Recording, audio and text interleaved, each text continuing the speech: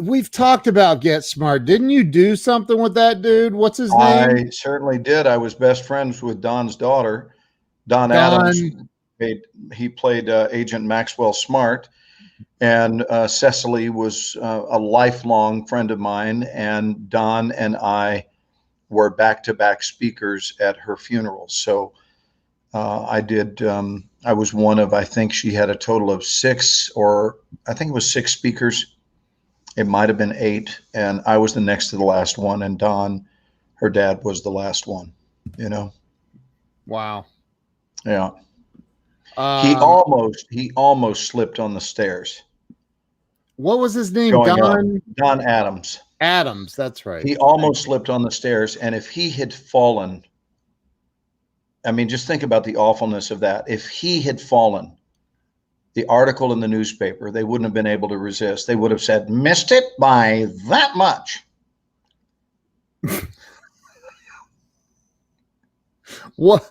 That was his trademark. That was his trademark. I remember now, but I have no idea what we're even talking about, because I was trying to share. We were talking about your unswerving commitment to. Go ahead. Sorry. No, you went into a story, and I didn't even catch like what you were talking about. Well, I think that catching what someone's talking about begins with caring. It's not. I was carrying it with the first task you gave me, and that's sharing it to groups.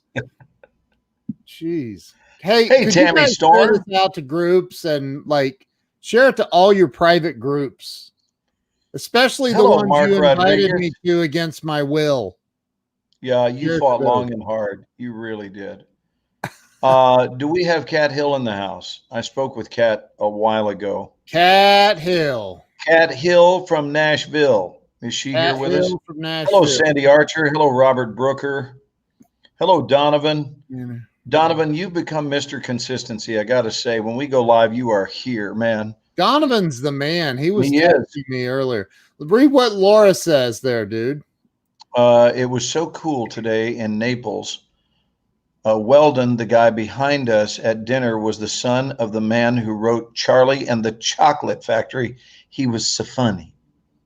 He was so funny. That was a great movie.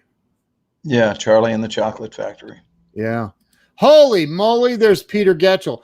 I literally almost sent you a text message today, Peter, but I thought, you know what? No, it's his turn to reach out to me. I'm not gonna be like some like needy ex-girlfriend or something. Yeah. You guys go ahead and pre-order your book now called Things I Almost Did by Ken Walls. Ken called me earlier today and said, I almost gave 10 grand to a friend of mine this morning. Almost did. Almost bought a Rolls Royce today. Almost came to see you, Glenn. Almost did. Almost did. Almost sent you a birthday card, dude. Almost. Oh, that's right. Today's your half birthday. Yeah, but I'm already over it. The key people in my life acknowledged it. I acknowledged it before anybody on planet Earth did last night. Thank you very did. much. That's true. So that's true. You're right. The key people did. So I'm 61 and a half today. But let's get back on TV shows. How does that feel? About like it did the day before. Very similar, strikingly similar. In fact, maybe even identical. Jeff almost exactly. I almost won the lottery. I mean, think about all the things we almost did. Father knows best. I remember George Carlin used to say, "It's not a near miss; it's a miss. A near miss is a hit." I nearly missed. That's true. Yeah, that's what he said. Wow. I nearly missed, but I didn't. So, right? Happy. We have a lot of things like that. Happy unbrief day, Glenn. Mm-hmm. Pam may need a new typewriter, or I guess we call them keyboards today. They're not so much referred to as typewriters anymore. The Donna Reed Show and Coach. Wow, what's that? The Donna Reed Show. He's going old school, man. He's going black and white. What? Come on, Donovan. At least with one of those, the Donna Reed Show was black and white. Of course, Coach, I'm assuming he's talking about the modern day version of Coach, which is many years ago and with the big, tall, blonde dude. And Jerry Van Dyke, there's a name from the TV series Coach. So, Glenn, I'm a little hurt tonight. Okay, you want to talk it through with me? Yes, I'd like you to counsel me through this. Sure. That's downtown Atlanta, by the way, that you're looking at. That's downtown Atlanta, right behind me. Hold on, let's. There. I'm still here in Atlanta, GA. Yeah. So, I went and exercised my my You're right to vote. civic duty today. I saw the picture, and I posted a picture holding my I voted Ohio sticker, and you can tell what that says, right? Right. So I took a picture, selfie. I even smiled real nice and everything. And dude, I got unfriended by some people. Right. Well, I guess you're going to see what it does to people on the show. I'm sad. That's all I'm saying, man. I'm sad. Like, you're going to unfriend me because of the way I vote? That's weird. Right. Well, wasn't a very deep friendship, I reckon. Well, and we had talked about that possibly being our topic is, what is your friendship made of? What is your friendship made of? You know, we've talked about how strong is your house? What is your house built of? What is your house built out of? What is your friendship made of? Yeah. What can it withstand? Because I got to tell you, if a mild wind blows over your friendship house, you were never friends. Sorry, I'm going to just go ahead and make a blanket statement. If a mild wind topples your house of friendship, you were never friends.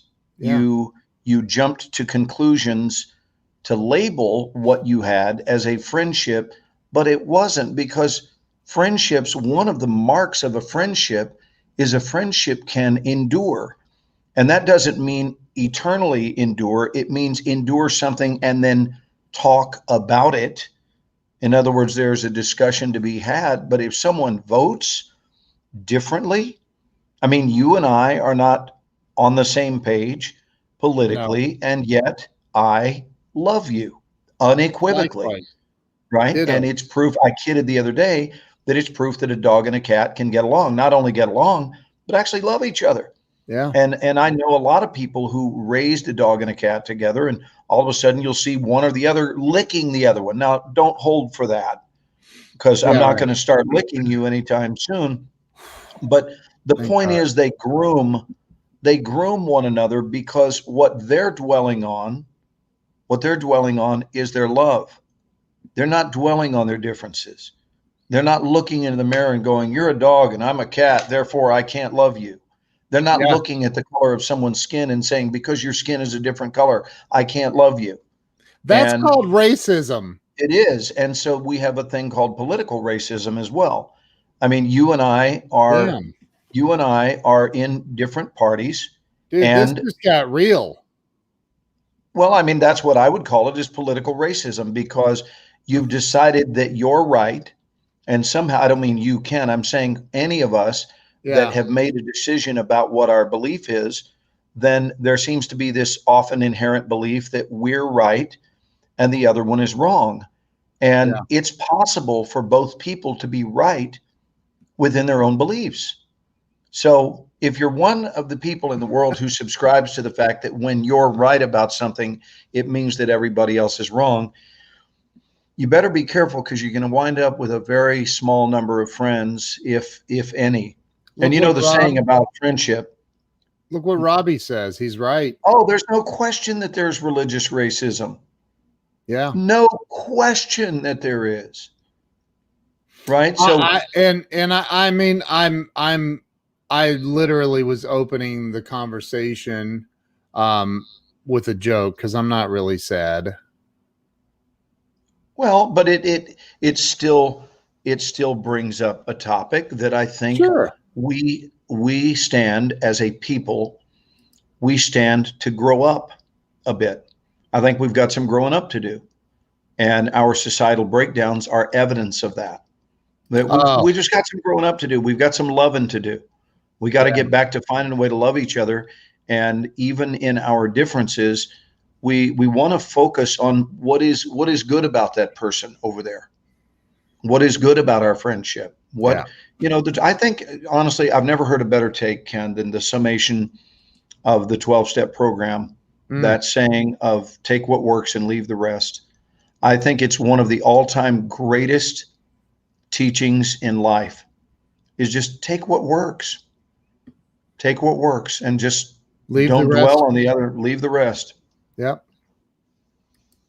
So what is your friendship made of, guys? Robbie says, then why did you text me crying about it last night? That's funny. Wasn't Robbie on your panel the other day? Yes, Robbie's turned into a pretty good friend. He's right there where you are. He's in Atlanta, bro.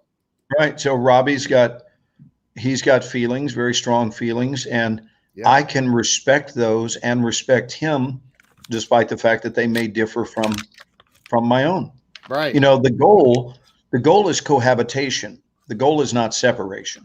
Right. Because if we ultimately start separating from one another, we are doomed, and our future has a really, really bad outlook. The future is gloomy if we're going to come from separatist thinking. We're in trouble. We got to find a way to unify. Even in our differences, we can still unify. Amen. I agree. And everybody should get some Sherm's Mishy cinnamons. I mean, holy moly. We've still got people that want to talk about TV. Someone mentioned Leave It to Beaver. Right now, let's see who the first person is that can name the name of the mother. And you are not allowed to Google on all of these things. Please, hang on. When we play these games, guys, do yourself a favor. It takes all the fun out of it if you Google, because it's not about who came up with the answer. And the truth is, if you Google it, you didn't come up with the answer anyway. You went and found it from somebody else. It's like cheating on a test. Just see if you know it off the top of your head. Who knows what Beaver Cleaver, that was his name, what his mother's, two things. How about this? What was her character name, and who is the actress, first and last name, that played her? Let's see. Jeff got the correct answer for her character name, and Brad was the first one to come up with Barbara Billingsley. That is correct. Scott said Barbara B. Oh, he said Barbara B. You got to give us Billingsley, baby. Scott, Scott's in Indiana, I think. Oh, does that mean we should grade it on a curve? No, I went to Skyline Chili today, and this yes, I love Skyline waited Chili on me. She was from Nashville, Indiana. And I said, you ever heard of Caruthersville? And after I remembered Caruthersville, and she's like, no, where is that? And I'm like, somewhere down near John Cougar Mellencamp. She's like, well, I grew up near John Cougar Mellencamp. And Scott's in Florida. So how about the dad on Leave It to Beaver, his character name, and who played him? I know his character. Again, do not look it up. Go ahead. What was it, Ken? Ward. That's correct. Ward what? Cleaver. Correct. Played by? Some dude named Bob Smith. The answer is Hugh Beaumont. Hugh Beaumont. Okay, how about this one? Let me get you. Who played Beaver's brother? Tony Dow. What was his name? Character name? Well, you've got Beaver, and you've got hold on, let me Tony Dow I know is, and Jerry Mathers played the Beaver. Tony Dow, what was his brother's name? Oh, my gosh. No, just give me a second. Good Lord. No, I can't remember. I don't know. Now you can't remember either. I'm gonna ask my Amazon device. I think it was Wally. Let's get somebody. No, it wasn't Wally, was it? Was it Wally? Oh, I think it was. Yes, it was Wally. It was Wally, and then there was another kid whose name was Eddie Haskell. Yes. It was the pain in the ass. Yep. Guy who wound up having it, and his name, watch this, Ken Osmond. Look, Jeff, think was it's the a first clean one. sweep. Wally, yes. Dude, I think Jeff got it before you did. Actually, Oh, did he? I believe he It looks did. like Bruce Mills was the first person to type in Wally. Well, oh, he was. Yeah. Yeah. Congratulations, Bruce. And from the Ken and Glenn show, you've won absolutely nothing. Except you do have the privilege of having your name mentioned. Look, Darlene remembers Eddie Haskell. Eddie Let's go Haskell. with oh, how about here's one. Go ahead. I'm going to look for a photo that's going to mean a lot to our audience. I was gonna say 8 is enough, but that might be too easy. John Holmes. No, that was 10 is enough. I'm sorry. That was 10. 10 is enough. Wow. Come on. It was funny and it was quick. Oh my God. So I would also change the subject at this point if I were you, Ken. yeah, I'm thinking of something else to talk about besides Here, I'm going to show you a picture. Dennis the Menace. Ken and I. You guys ready for this? This is a picture. You remember the night I came to see you? Yep. In Nashville? Okay. I mean, do you remember how we spent it? Yes. Would you say that it's true that we, despite our differences, learned to get along? Absolutely. Okay. Well, this is us that night. Low battery. No, that was not us. No. Yeah, it was, wasn't it? Here. No. Absolutely not.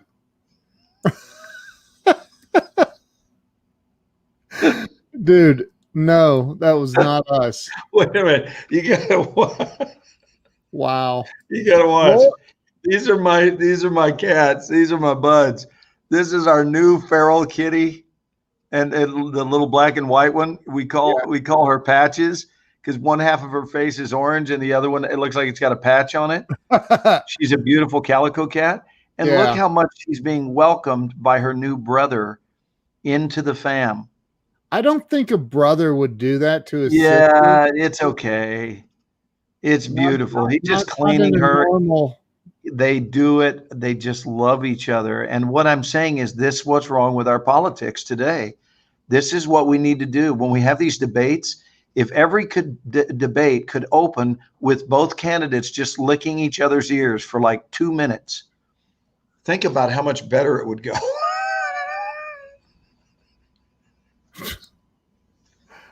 Oh, come on, man.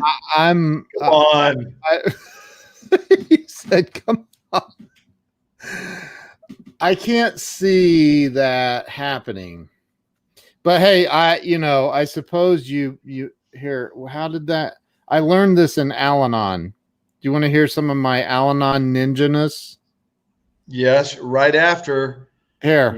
After we name. Go ahead. I have. It's simple. It's quick. Okay. You may be right. You may be right. You may be right. Yeah. Is a thing that you're taught to say to people? Yeah, just instead of like instead of disagreeing with people. Yeah. You may be right. You may be right. Hey, can we name? Yeah, I know that's what Joe Biden says. Come on, man. Come on, man. Come on, man. Really? Man. The national debt? Come on, man. Come on. Aaron said, I think I came in at the wrong time. No, you didn't. No, and I'm hoping Mark Rodriguez is on with, because I love me some Mark. I love me some Karen Toddy. Nicole. And Nicole was with us all night last night. I'm glad you're back. Somebody said Biden is all in on that one.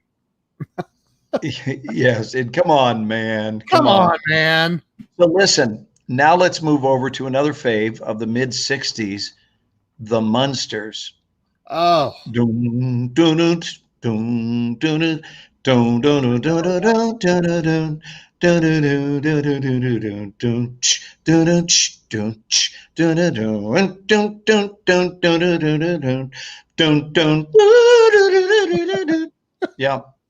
this is why I never needed drugs.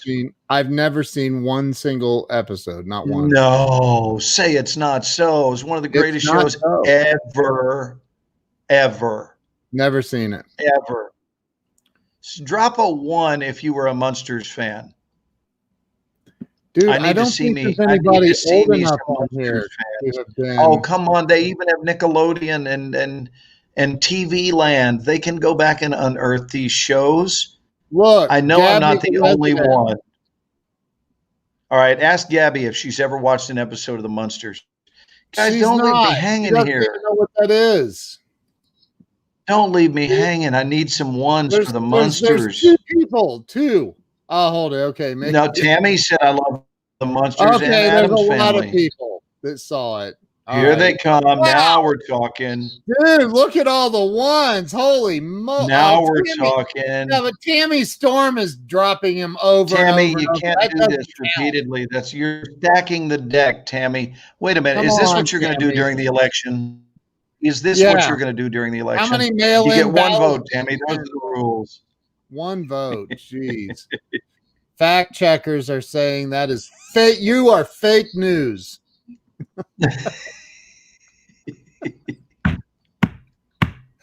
Oh God! That's Mark up here said he's laughing his ass off. Good, Mark. It's good for you, brother. Ken, I'm glad you are. Where was I? When? Yeah, during that period, the mid '60s. You hadn't been born yet, is where he was. I was still a thought. By the way, for those of you playing at home, the Munsters, again, without looking, this is all up here. Dude, are you on crappy internet again? It's my business. Oh, no. Is it acting up again? Yes, you're like a big blurry. Well, I don't want to do what happened last night. Well, dude, you're dropping, though. Really? Do you want me to call can you handle it? Credit card number for this? It's got nothing to do with that. They have my American Express, okay? And I signed up for the premium package, okay? Just so we're clear, okay? Okay, come on, man. Come on, man. Who labeled us insane? Tom. Look, Tom again. Boy, it doesn't take long. Nicole's younger than me, and she's seen it. I've not seen it, dude. You were born in 68, right? I was. Weren't you born in 68? Yeah. Correct. Yeah. Yep. So many of you may not know this because it was so successful in reruns, but the Munsters lasted just over 2 seasons, not even a full 3. Very, very short run series. What was the other show where they were? Well, let's go back and review some of the cast members there. I saw someone already mention, maybe it was Donovan mentioned Fred Gwynn, and Fred Gwynn was in it. Yvonne DiCarlo was in it. Pat Priest was in it, and Butch Patrick, who played Eddie Munster. Oh, and how many of you know Monsters? Oh, now it's coming back to you. I just Googled it. Yes, I watched it. Yes. And there was an actor, and let me see if you guys can guess it, who was a dear friend of mine, not just an acquaintance, but was my mentor for the first many years that I lived in Los Angeles, who was a series regular on the Munsters, and he played the character of Grandpa. So see if you know who Grandpa was. Can anyone? Oh, you're doing a GoFundMe for my internet?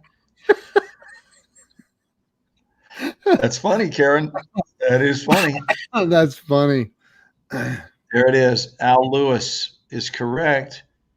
Carrie Graves, well done. So Al taught me everything I would need to know, and I thought you might get a kick out of this, Ken. Well, the problem is it's blurry. Okay, that's blurry. Oh, wait a minute. Gosh, I'm glad it didn't just jump to a nude photo. You and everyone watching. It just totally jumped. And this is why you shouldn't have inappropriate things on your phone, because it could jump at any time. But I was trying to show you a very special moment with Al Lewis, but instead I'm going to show you this moment. Okay, here we go. I can barely make it out, but that looks like my little angel. Yeah, it's your little angel. Yeah. Hey, Glenn, is it just a matter of switching over to the better internet feed? I'm supposed to be on the premium, so I will come back. Guys, stay tuned. Don't leave. I'm sure Ken will have something very stimulating to say, but I need to sign out. If you want me to upgrade it. For the record, there was doubt in that statement that you said. No, I said I'm sure he will have. I'm sure. Oh. Where did you hear doubt? Well, I thought sure maybe he will have something very stimulating to say. Sarcasm. Wow, no, it was not sarcasm. Ask me who invented sarcasm. Ask me. I'm not. I refuse. Just say, Glenn, who invented sarcasm? Come on. Glenn, who invented sarcasm? I did. Hey, see, Tammy even says it's just too blurry. Nobody could make out that last photo you were showing. I could make it out because I was there. I took it. I took that photo, actually. Oh, Scott says I need to leave a different credit card at the front desk. Have they? That's funny. Look over at your phone and see if there's a light flashing. They may have left you a message about a declined credit card. No, they didn't. Here. I'm in a fancy hotel. Watch. We're going to go live. We're going to go live while I handle this.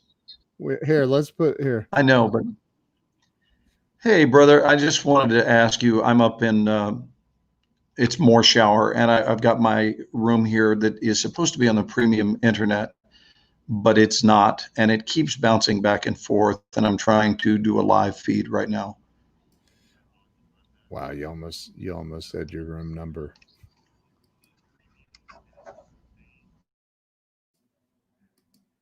There, I muted Glenn. I told them when I first. So I have Glenn muted, everybody, so he doesn't inadvertently say his room number. That would not be cool. So, hey, there's Sherry Gideons. What's going on? Tom Ginn is in the house. So he's reading them the riot act. You can tell he looks really angry. See, he can hear me, but I have him muted. So, okay. So, however, the word sarcastic, meaning characterized by or involving sarcasm, given to the use of sarcasm, bitterly cutting or caustic, doesn't appear until 1695. So that would make Glenn fairly old. He wasn't born in 1695. So we could all show up at his room. That would be funny. That would be funny. So what else? Let me look through some of the comments. I will take this opportunity to switch to a different feed. What? Hey, Agnes, how are you? From in Puerto Rico. Puerto Rico. Am I saying that right? No bueno? Oh, like you were there. Where? I feel like I'm in the wrong conversation or something. Karen says done. Gabby says we can make it really live. Yeah. Except for he is there and he's filming and they're COVID testing the crap out of him and everyone. And so probably wouldn't be a good idea. Okay, you're. Oh, he's mute. He muted himself. Ken, you can take me off the screen, you know. Okay. Okay. So now he's off the screen. Hey, Joe Ingram. So Glenn is working with the hotel staff at speeding up the little hamsters on the internet wheel to. Oh my gosh, feel better. My goodness, I didn't know you had heart surgery. Wow. That's well, we'll send you some healing thoughts and prayers, Agnes. Feel better.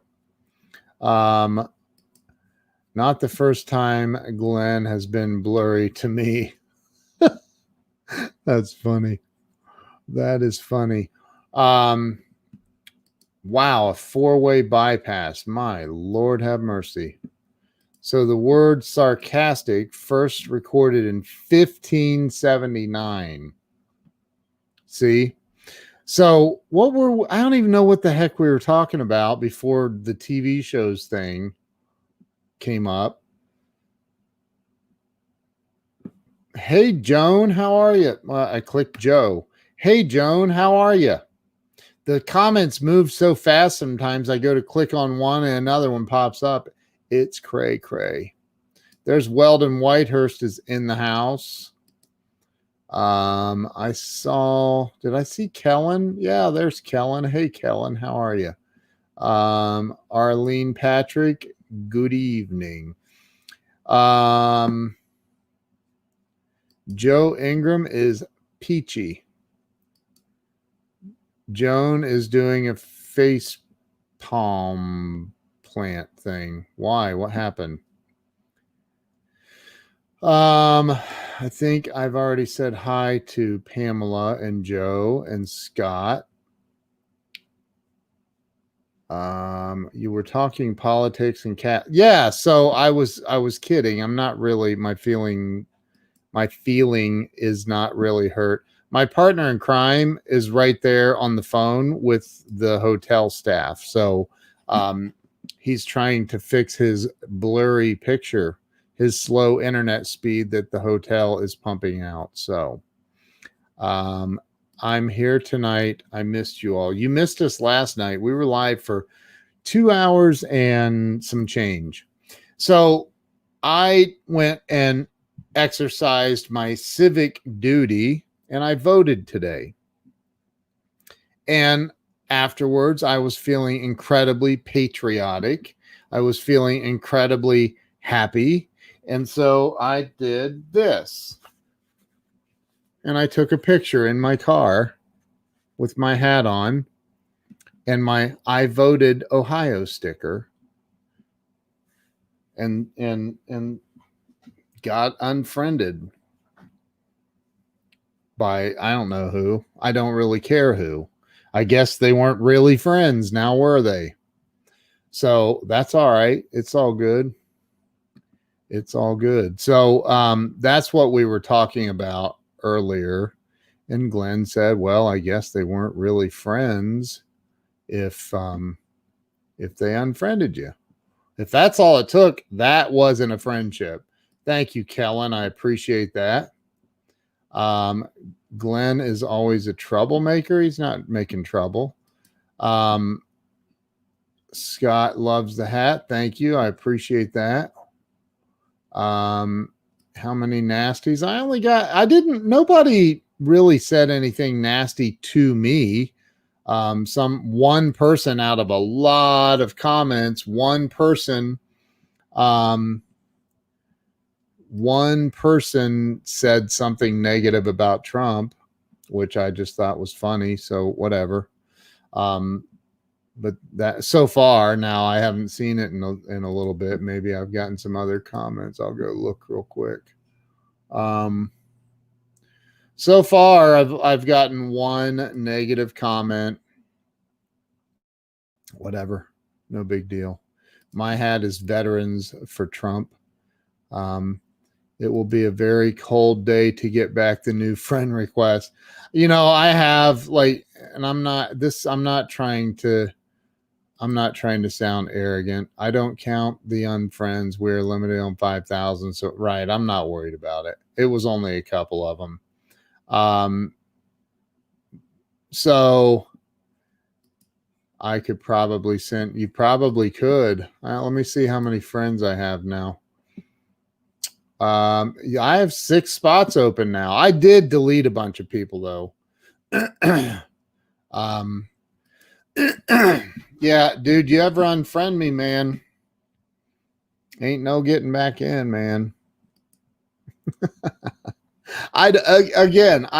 Joe and I talk on the phone all the time. Darlene literally just sent me a friend request, and guess what? Bam, Darlene and I are now friends. That's what's up. Now I have hundreds of friend requests in the whatever friend request list. I just don't, I don't have time. I just don't. And I like to leave some open anyway, because I always end up, talking with a new client or talking to somebody that's on the show, and hey, we need to be friends on Facebook, and then I have to go find somebody to delete, to make it it's just so I'm good. Anyway, I just think it's interesting that that's how shallow some people are. Some people are so shallow that they would like unfriend a person over that. That's insane, man. Like what is your problem? Like, and I'm being serious, like, how insane are you? Is Yuri Choi in here? I freaking love Yuri Choi. She is freaking amazing. She was on my show. That woman is awesome. Do you need me to unfriend you? Carrie, I'm good, dude. I mean, I don't beg people to stay in the friends thing, man, whatever. I think that anybody that says, oh, Yuri's in Korea. That's right. That's right. Hey. Are you coming back ever? I thought you were just going there for a short visit. Are you coming back to the States, Yuri? So think about how shallow, how unevolved somebody would have to be to say, I'm not going to be friends with that dude because he voted for Trump. That's just weird. Or he voted for Biden. Oh, he likes Biden, so I'm unfriending him. Now, oh,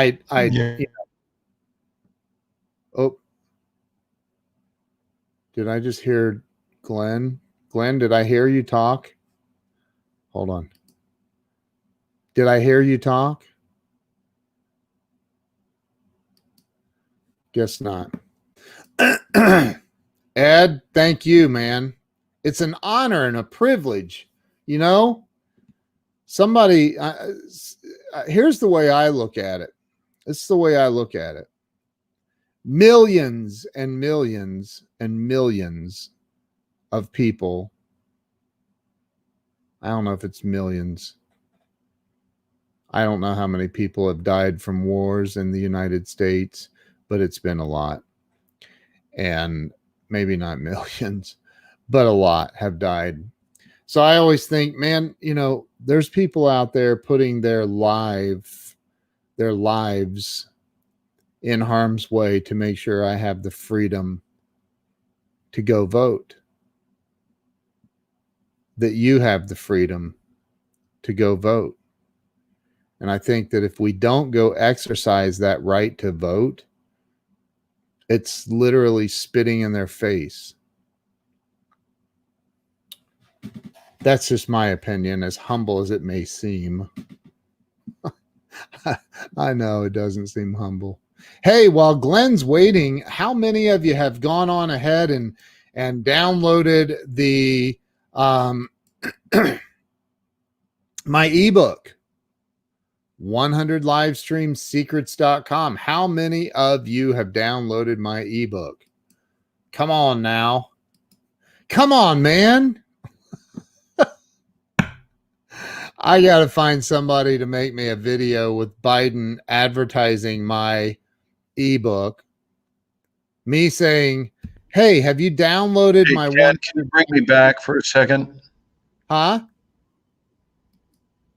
Yes. I just want to give you an update. They are working on it, and we are very close. Hello, Daryl Goldberg. I came back to say hi to you, but I just saw that you were there with us. Daryl? But I'm working on it. Hopefully they will have an answer. So I'll look at this.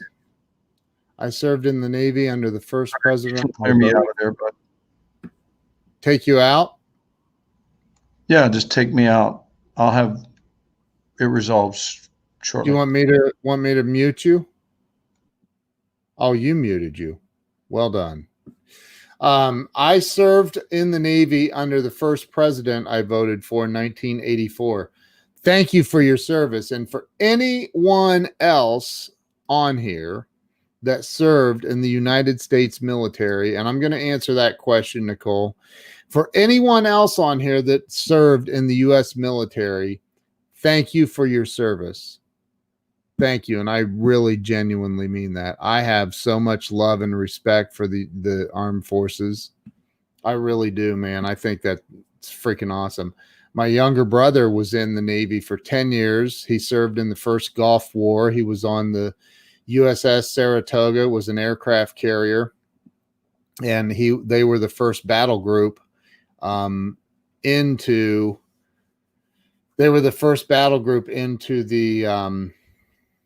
the Persian Gulf for what was called Operation Desert Shield, and then it turned into when they started flying sorties off of his aircraft carrier. They were the first ones to fly sorties in and drop bombs. It turned into Operation Desert Storm, and that's when the Marines hit. But the Navy. The naval aircraft went in and cleared the way for cleared the way. So anyway, thank you to everyone who served. I think it's absolutely a phenomenal thing. Carrie Graves says over 660,000 Americans have died in war, man. That is freaking insane. So I said millions. I was off by a lot, and then I thought, wait a minute. It's not. No way could it be that many. But 660,000 is a lot. Ken, let me clarify this for you. A man's sense of measurement has been flawed from day one. Just know men and their sense of measurement is always inaccurate. Ask any woman, they'll tell you that. Right. Joe's trying What were you talking about while I was I was talking about why did I start on that? By the way, they told me everything was fine. It is now. Yeah, that phone call, guess what they did? They went, oh God, somebody forgot to flip the switch in Mr. Morshower's room. That's not what he said. He said, sir, you're receiving the premium service, and if you could go to fast.com. I said, what do you know about my love life? He said, it's not about your love life, sir. It's not about your love life, sir. He said, we are checking your internet speed. Oh my God. I said, oh. Look, now my bad. Everybody's like, oh, look, there he is. He's clear. Yeah. Well, it's amazing. You know, it's amazing what can be resolved with a phone call. So I just want to show everybody again. To me, I think I'm going to put this on a Christmas card, but to me, this is Ken and Glenn right here. That's just Ken and Glenn. That's who they are.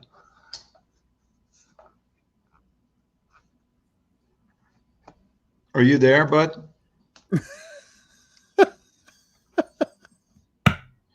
I just thought you had just decided to disappear. I'm like, really? Okay.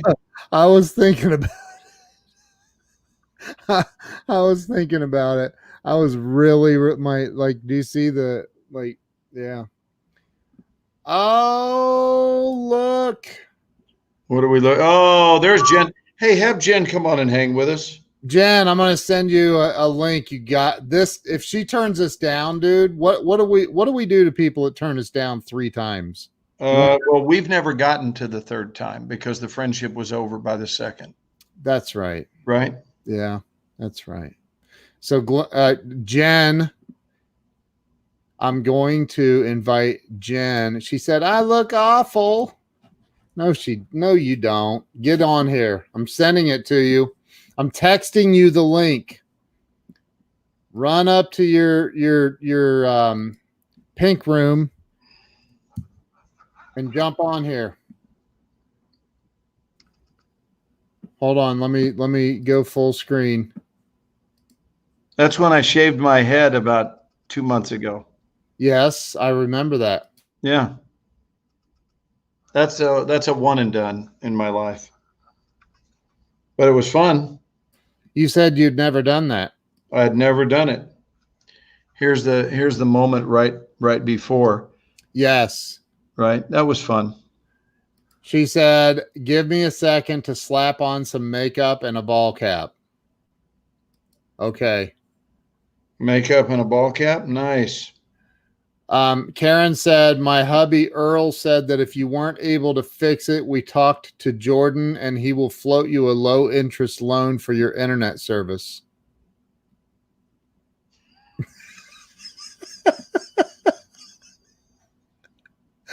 Oh, that was an airplane joke. It took a minute for it to land. Oh, Jeff says presidential. Yes. Did I show you that this was me in my mother's house praying last year? Yep. Yep. That's pre-COVID. Right. No, it wasn't. Yeah, no, this was pre-COVID. And now I'm going to show you the once COVID hit. Right, it was Oh, Lord have mercy. Oh my gosh. Hold on. my Jewish buddies will appreciate that. You were looking for a photo of something else. What was it? Well, I got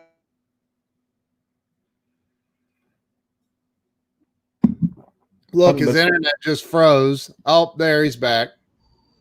You got what? Could we do something other than make fun of my internet tonight? Nobody's making fun of it, dude.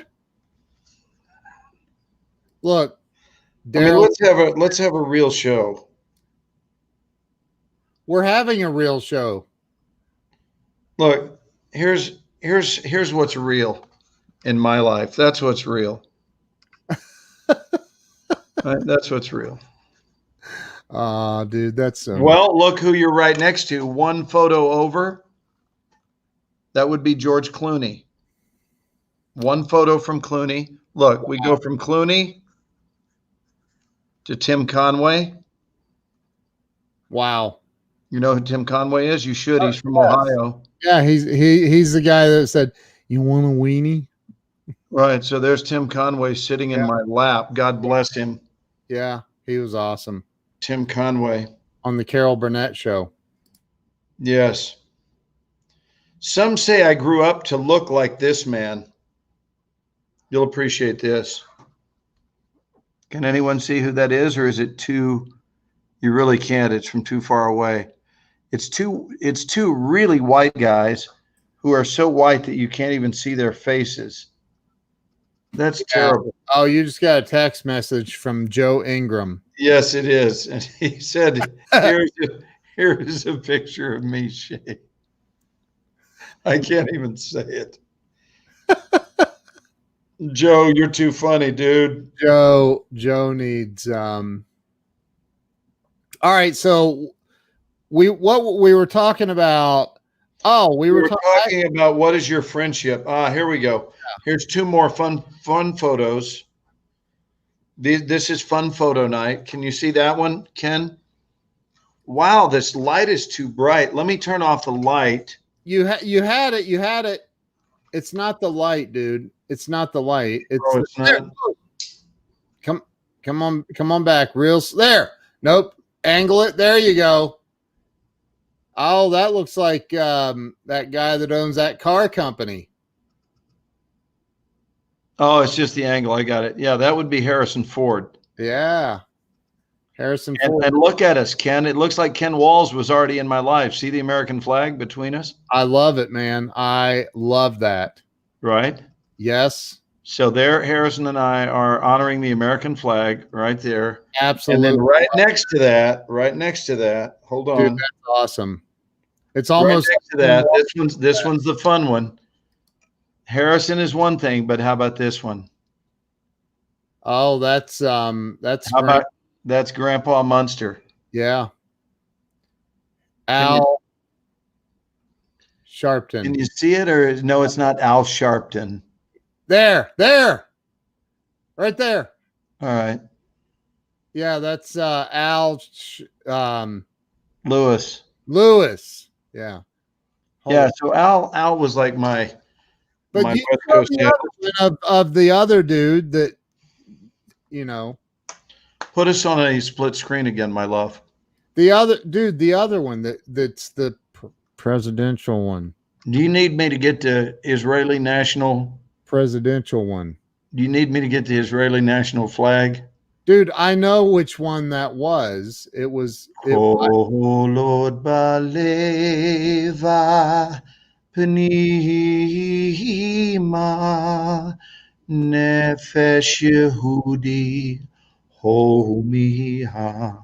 That's the Israeli national anthem. Why? What? We're in America, though. Why? I know it's just a random fact. It's a fun fact that I know that. I put up the American flag. Feeling all patriotic from voting today. That's all. I think it's fantastic. Thank you. Oh, hey! Look who joined the party. Should have her. Gosh, come on with us. Put Yasmin on. Put Joe Ingram on. Oh, let's bring them all in. Bring the entire studio on, and then you and I will get out, and we'll be their audience tonight. That'll be it. The Ken and Glenn Show. That could be fun. And we'll call tonight's episode "Swapping Places." Did you ever see that movie, Trading Places? I did. That was a very funny movie. Richard Pryor and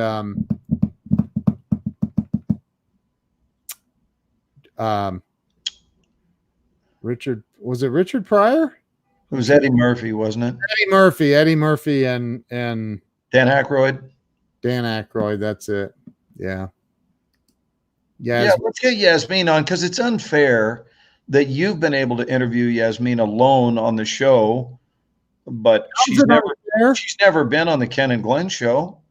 Well, we're not an interview show. We wouldn't want to rob her of this, would we? I'll send her the link, Yasmin. I'm going to text it to you.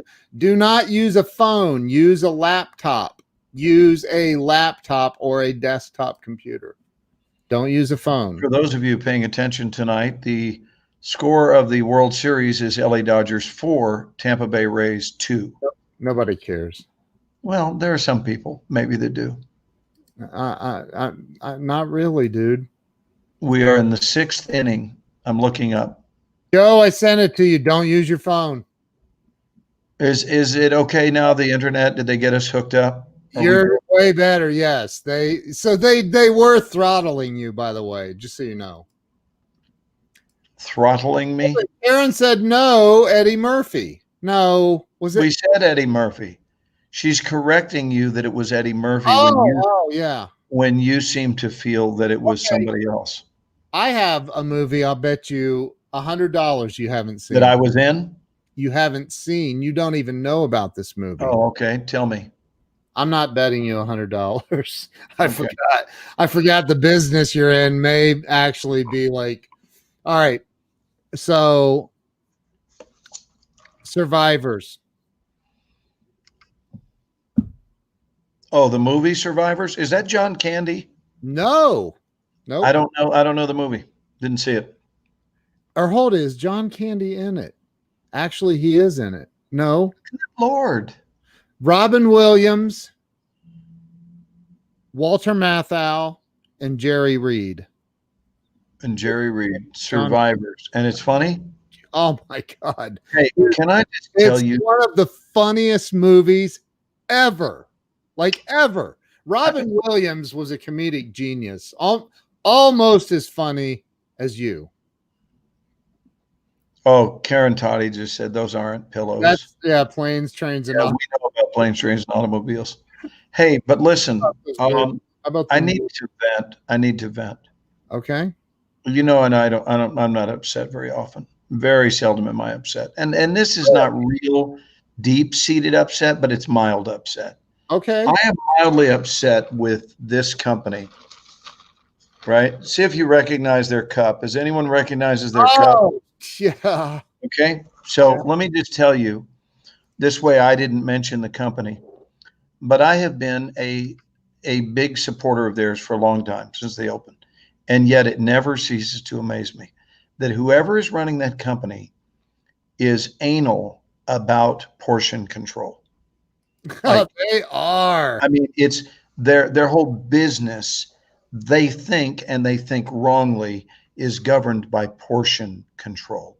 Yes. And what I wish they would do is raise their freaking prices and knock off the portion control, because it's insulting.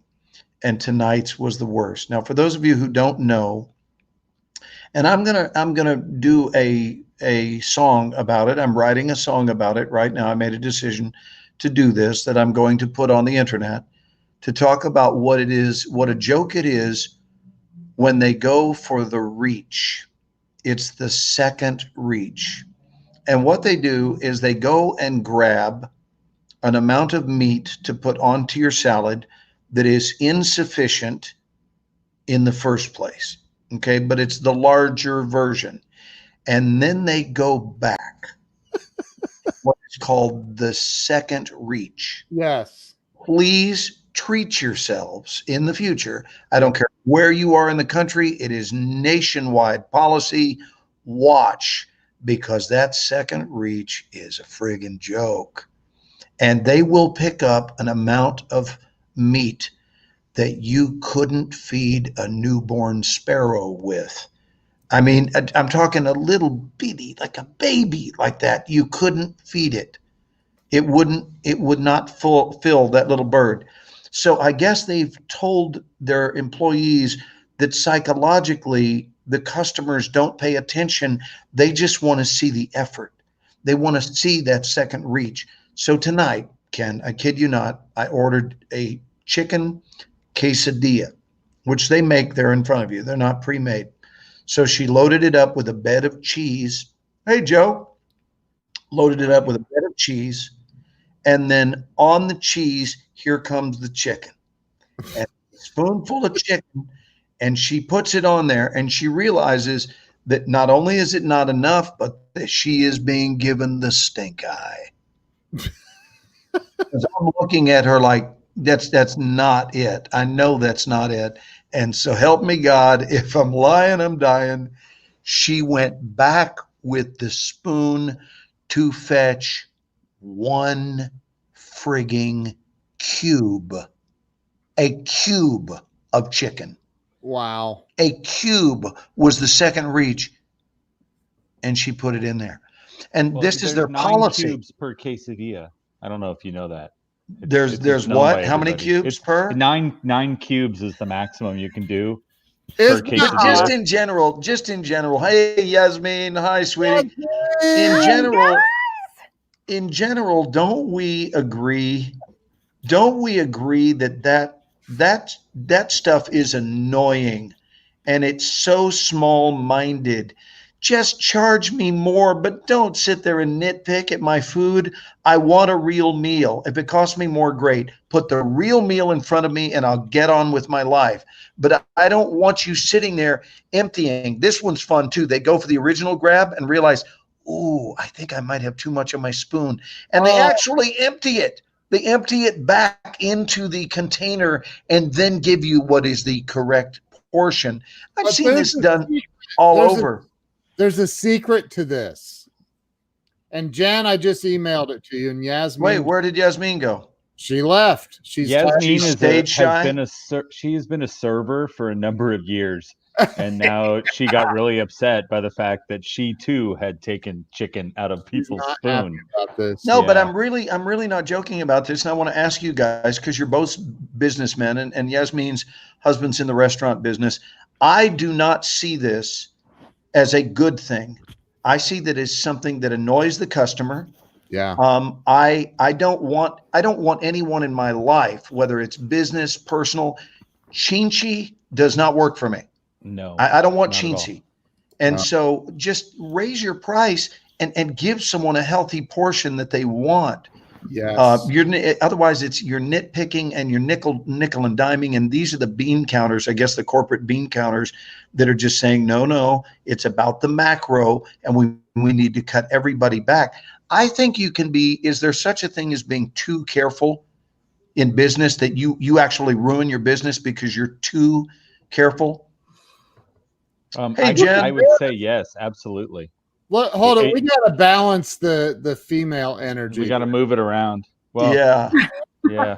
Or we could it's still a female bottom row. We could recruit one more female. We could and make it fair. 3 and 3. All right. Which female? Hey, Jennifer. I do not want to open up a discussion. So let's not. But I want to tell you, since we're on, and I wanted to talk to you last night. Can I just say to you that I get you, I speak you, and I'm sorry for what happened, and I love you. How about that? And we'll leave it at that. Oh, it has nothing to do with. It has nothing to do with me, but I want you to know that you were being sent the love. Oh, thank you, so much. Because I know who you are. I know what you're made of, and I know what a top shelf gal you are. And for the record, if you weren't, you wouldn't have the guts to wear a hat that says "Killing It." Killing it. Because if you think about it, really think about that. The only people who would wear a hat that says "Killing It" are people who are conscious of what it means to be killing it. Exactly. And hitmen. Exactly, Hitman and serial killer. That's true, Joe. I mean, come on, Hitman. On. My God. Hey, the more the merrier. Yasmin, meet Jen. Jen, meet Yasmin. I'm the only person in the world allowed to call her Jen, by the way. Hi, Yasmin. I've heard so much about you. We were hoping to meet you yesterday, but it's lovely to finally meet you today, though. I just missed Jen at the gym. You did this morning. You did. No, I was there. She just Facebook lived. I got tired watching her. Hey, we need another female to step up and volunteer. First woman to say me gets the link to come on with us. How about that? All you have to do is say me, and your qualification is that you're female. And even if you're a goofball, that won't keep us from bringing you onto the Ken and Glenn. I'm here. You come on here. I love this impromptu. Let's just jump in scenario. Hey, Kellan-Ann. We need a third ball. We have a winner. Kellan-Ann said me. Kellen, send me real quick. Joe is still trying to audition for the role he's already been cast in. Message. Yes, I threw it out there because I've seen Glenn go through it before, so I can totally just play this role, and I mean act it like there's no tomorrow. Kellen, send me a message. Kellen, send me a message real quick. You know what our show is starting. You know what this show is starting to look like? It's starting to look like a clown car. We're like the Brady Bunch. Yeah, the jacked up Brady Bunch. Yeah, that's true. Jacked up. Wow. Yes, hold on. Look. Here's a story of a man named Brady. Who was bringing up three very lovely girls. No, that's the lady. The guy named Brady had the boys. Hair of gold. If you want me to call my agent. The youngest one. Oh, Carrie Graves. Carrie Graves is a big shot. actually, guys. If you want, he's in the middle of filming. If you look, Carrie's really picture barely fits in the little circle for the icon. So he's a big one. What's he filming? He's filming a movie called Blood Orange Moon. Really? Oh, wow. Yes. And he's producer. Wow. It's what? Is it Carrie? Is it like a 6-week shot now? No. It's a 3-week. I think it's like 3.5. 3.5. I just weeks. want to point out that it's 3.5 now. Carrie's getting respect because someone else is saying we should respect him. No. The whole call my agent out there. Come on, Carrie. See, amateur mistake. So it happens. So what's a producer? Wait, do? Jennifer's sharing us out. That's what I think. I am. I think she's letting people know. Hey, has Yasmin and Joe shared this out? 4 weeks. Yasmin, I'm doing it now. How about that? I'm doing it now because 4 I weeks. saw Jen killing it, and notice I called her Jen. Yes.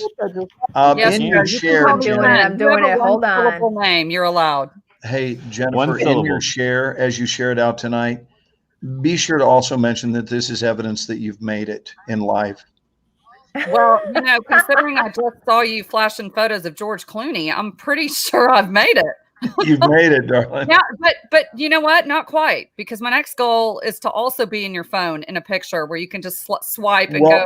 Screenshot it, girlfriend. We're side by side right now. Yeah, here, watch this. Ready? Hold on. Let me remove. Don't go anywhere, Joe and Yasmin. But just all right. Ready? There it is. I did it all by myself. Okay, hang on. Hold, please. Let me look over at you. Okay, ready? Oh, whoops. It would help if I wasn't taking a selfie with it. Ready? Smile. All right. We're forever together, Glenn. And now one more, and let's look at each other. All right, ready?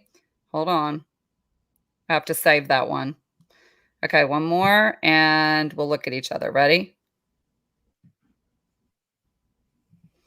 Oh, I looked the wrong way. Hang on. It would help if I looked the other way. You got to learn how to do this stuff, Jen. Ready? Go.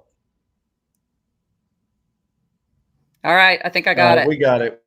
We're immortalized. And now back to the show. Don't show him our picture, Glenn. Don't show him our picture. No, That's like the biggest virtual fan photo I've ever seen. Hat. Oh my gosh. Wait, Ken, why haven't you sent me one of those? I didn't send it to her. I am thoroughly offended. She bought it. Kellyanne sent me the most beautiful thank you cards. She's our thank you card gal. Hey, Kellen, you know what you need is a hat that says Kellen it. Get it? Yes. I love people that do like classic snail mail thank you That cards. travels with me everywhere.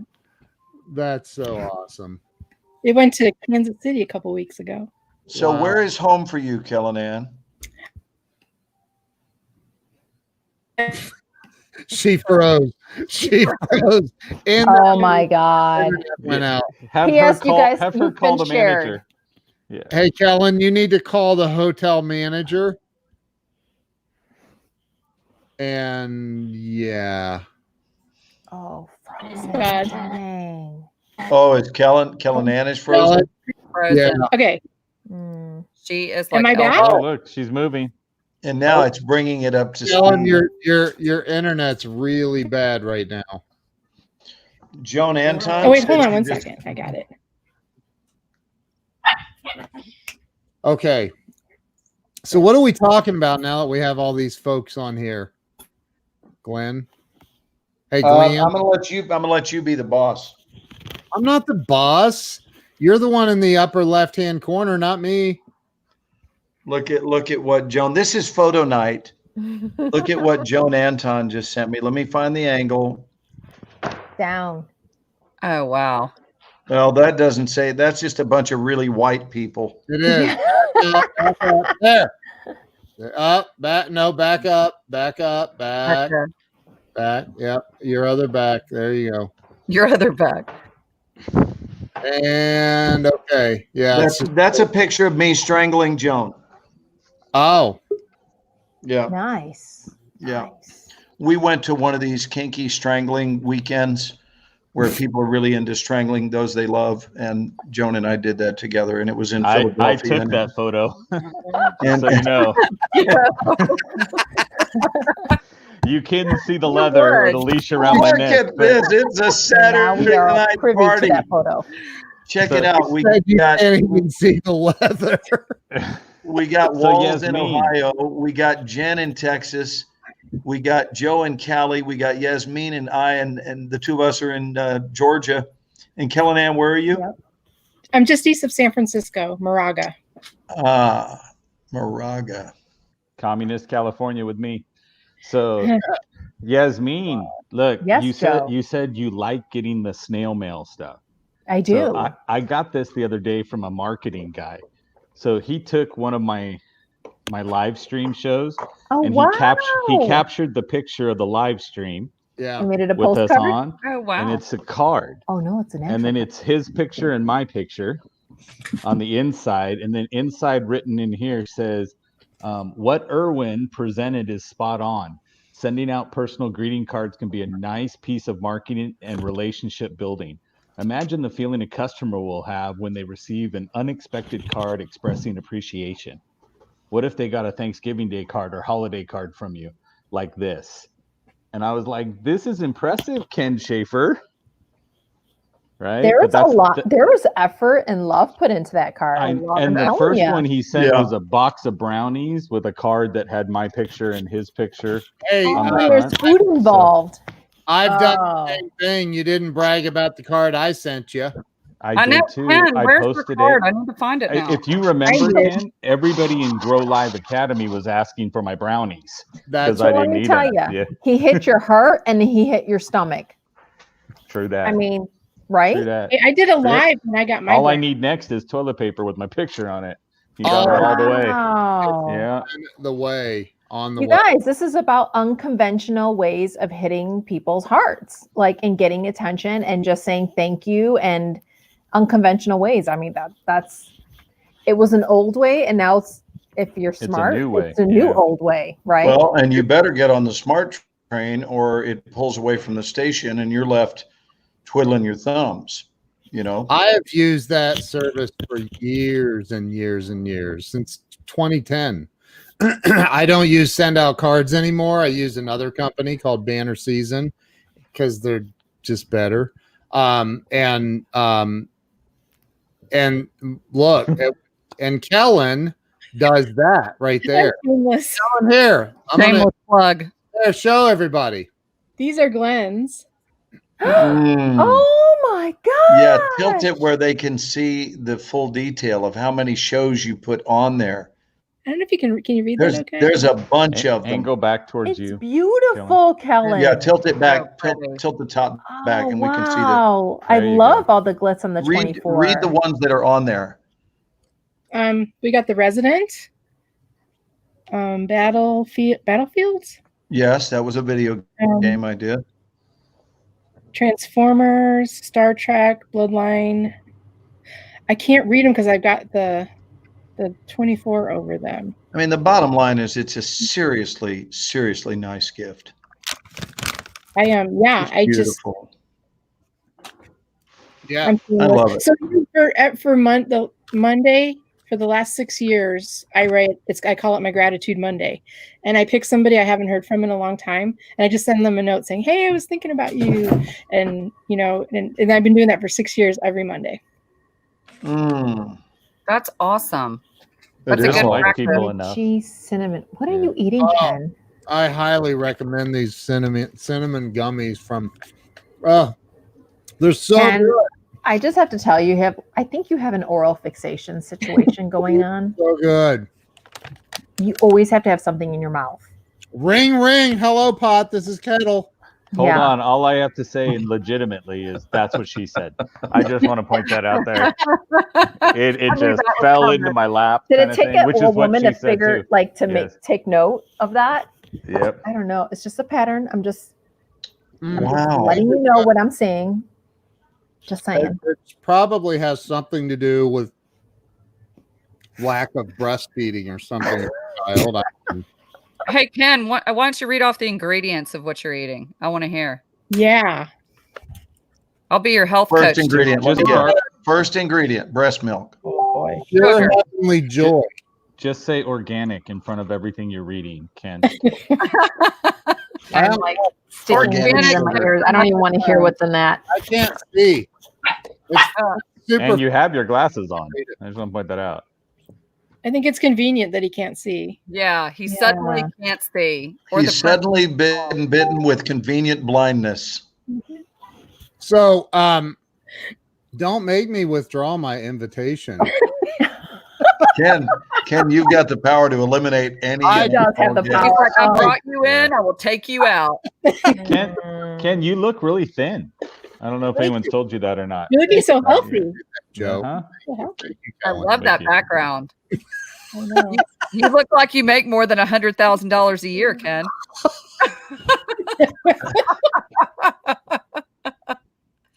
Oh, Man. shit.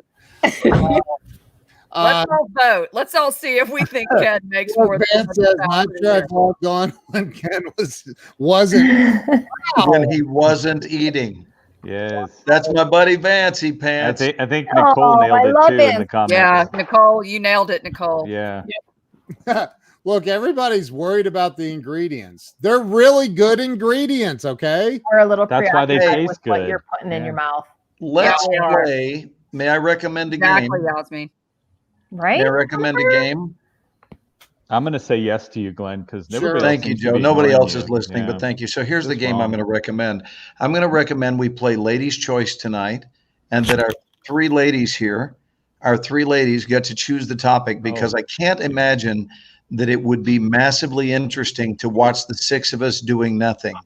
So maybe if we talk about something, like if we have a substantive topic, and let's give the ladies the choice to come up with what we want to talk about while the six of us are here as a family. Hmm. Come on, gals. You say we never listen as men. We're listening and we value you. I need to give Glenn props because the joke about measurement earlier had me rolling. Thank you, He buddy. came in. I was like, and there was Ken going, I got it. I get it. And I'm like, dude, bravo. That's why we do can have a read flawed. maps. We do have a flawed system of measurement. That's why we can read maps, because we believe this is a mile. Yes. Right. That's exactly right.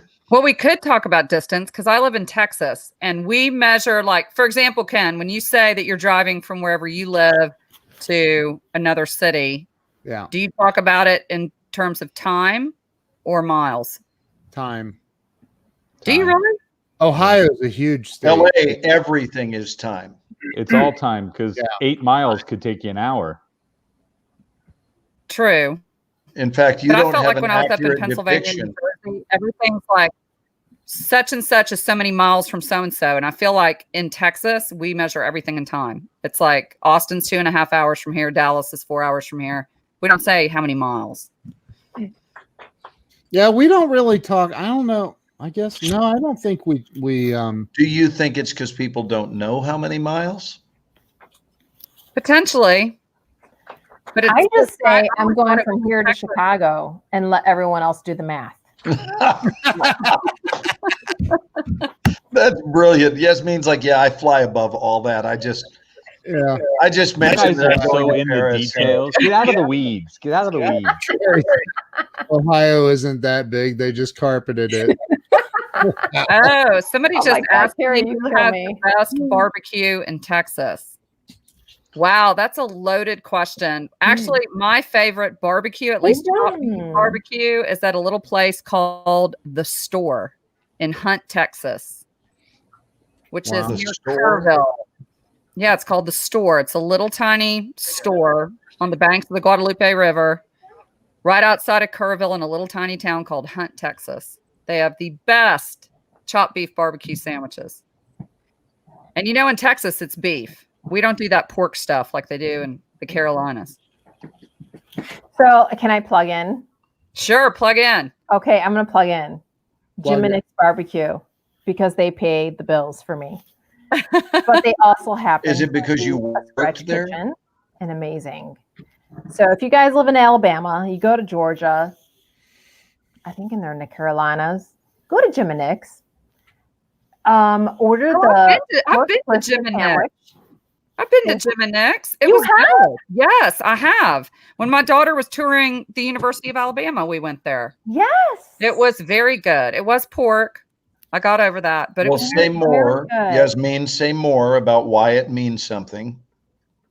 Because this is the very reason why we moved to Atlanta was Jim and Nick's. My husband runs the concept. So we're a growing restaurant business.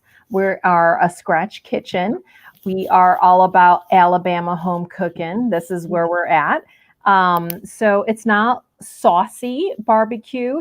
It's brisket. It's seasoned, well seasoned, and you come in, have a fantastic time, order takeout, order curbside, have it delivered, and you'll experience some fantastic barbecue. What is it called?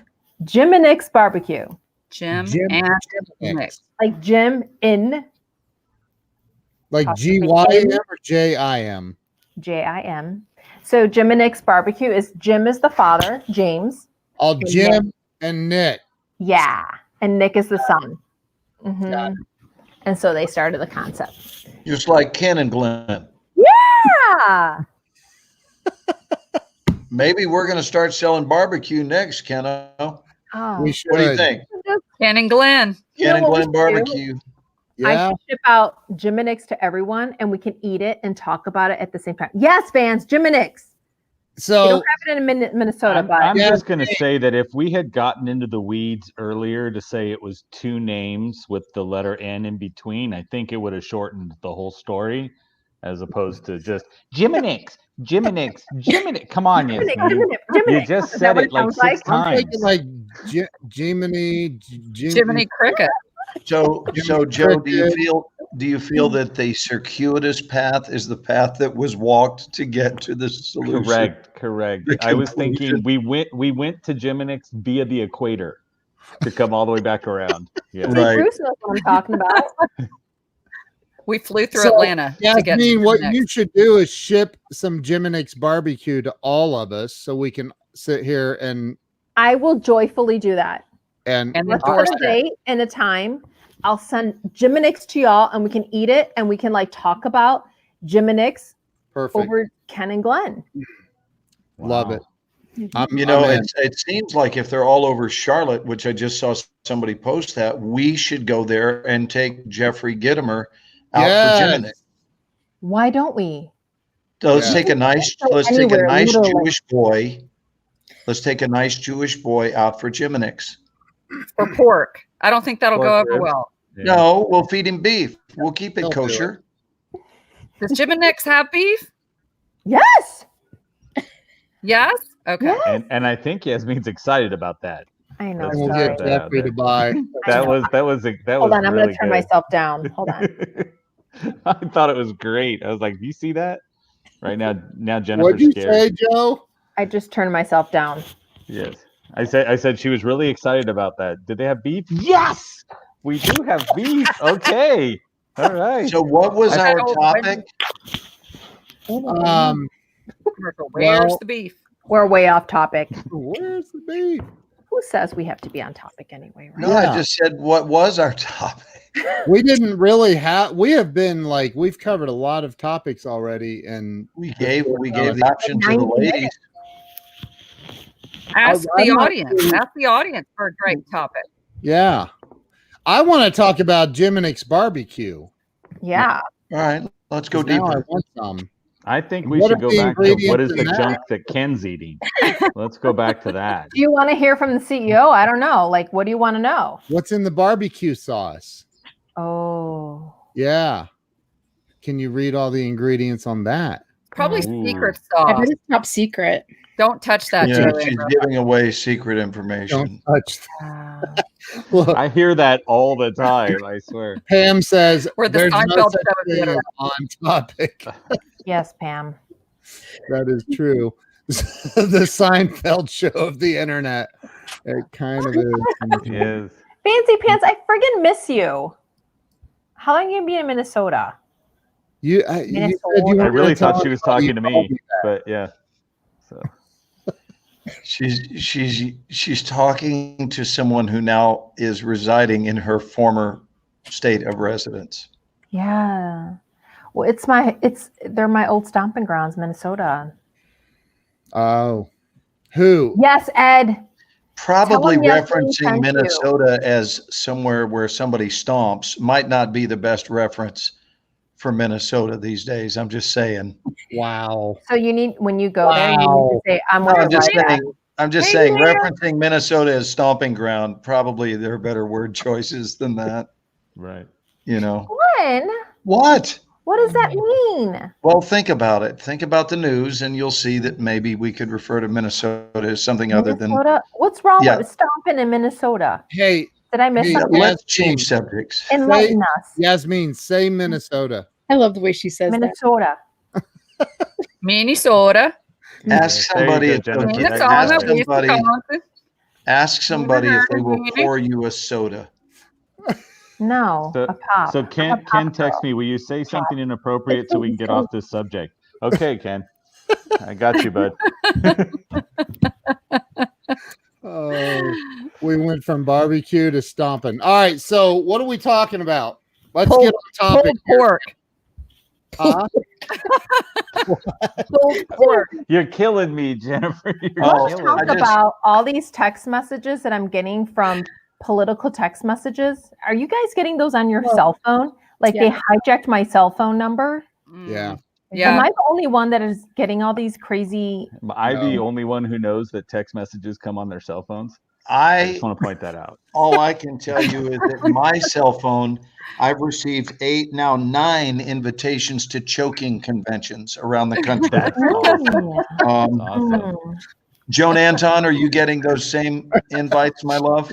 I'm getting all these like crazy political. This is the latest one. Eric Sloan was fired from his government job for harassing his employees. An investigation. Read full the report. Like, I'm so tired of these text messages.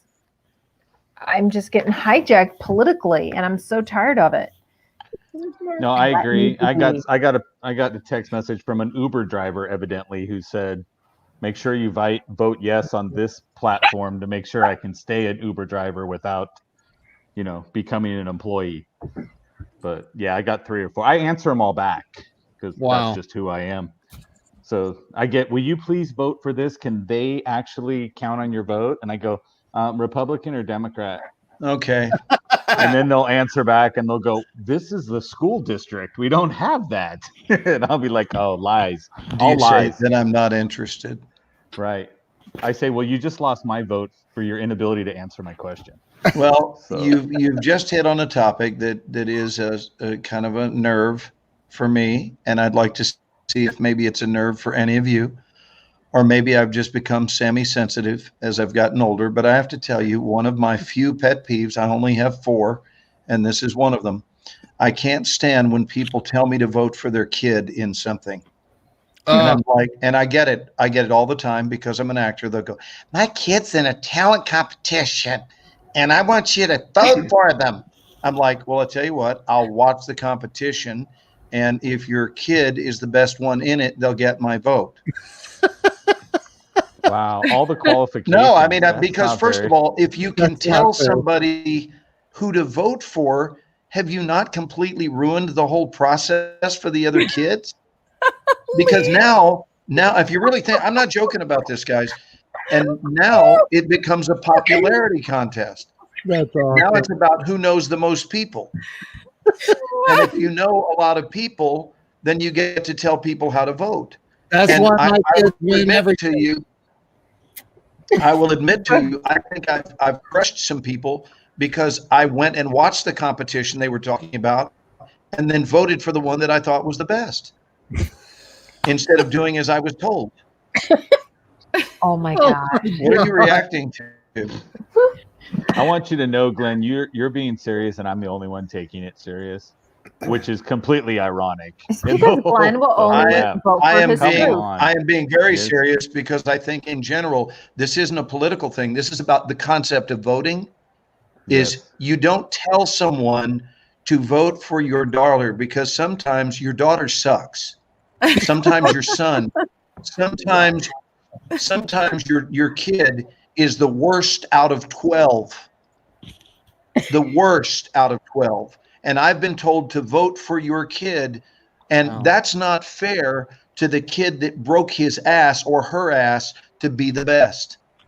It's not fair. And I take it very seriously, maybe because I'm in a highly competitive business, but I don't think it's fair for someone to get a series because, you know, it's my nephew that's reading for the series. Okay, well, if your nephew is good enough and your nephew's right and has the right chemistry and has the right level of confidence, we'll hire that person.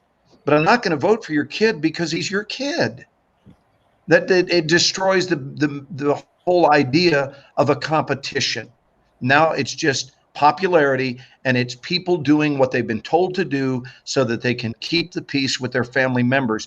I have had family members who sought my vote that didn't get it. And if that seems hardcore, to vote for my kids, just so you know. If that seems hardcore, what if that kid has a Glenn Morshower lunchbox and a 20 has a bruise with 24 all over it and a Transformers little ball cap, and he just loves. What if it was Glenn. a Make-A-Wish Foundation request? You know what I mean? That's Come on. Great. Yeah, that's great. Wishes for you to vote for him in the school play. Thank you, Mark. What is this?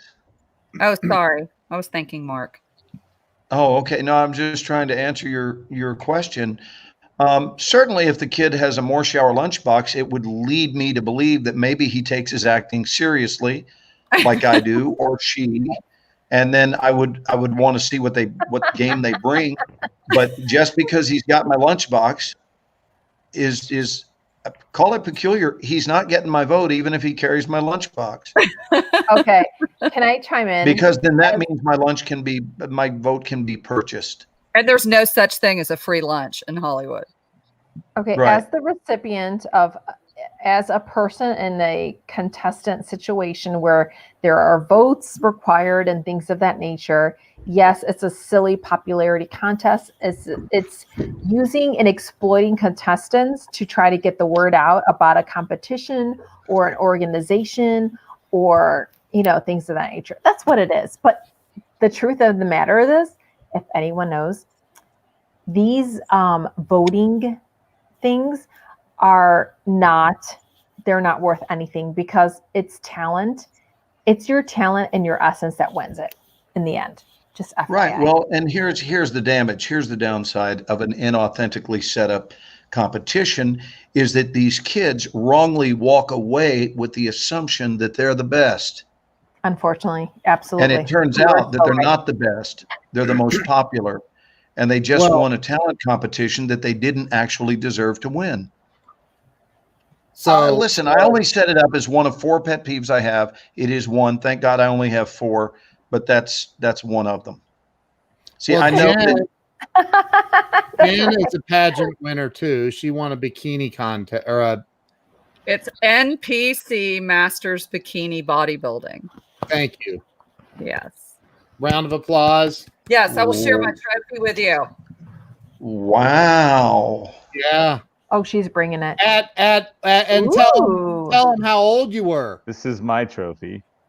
I was an athlete. That was only 4 years ago. It was Here, 4 years ago. Show the picture.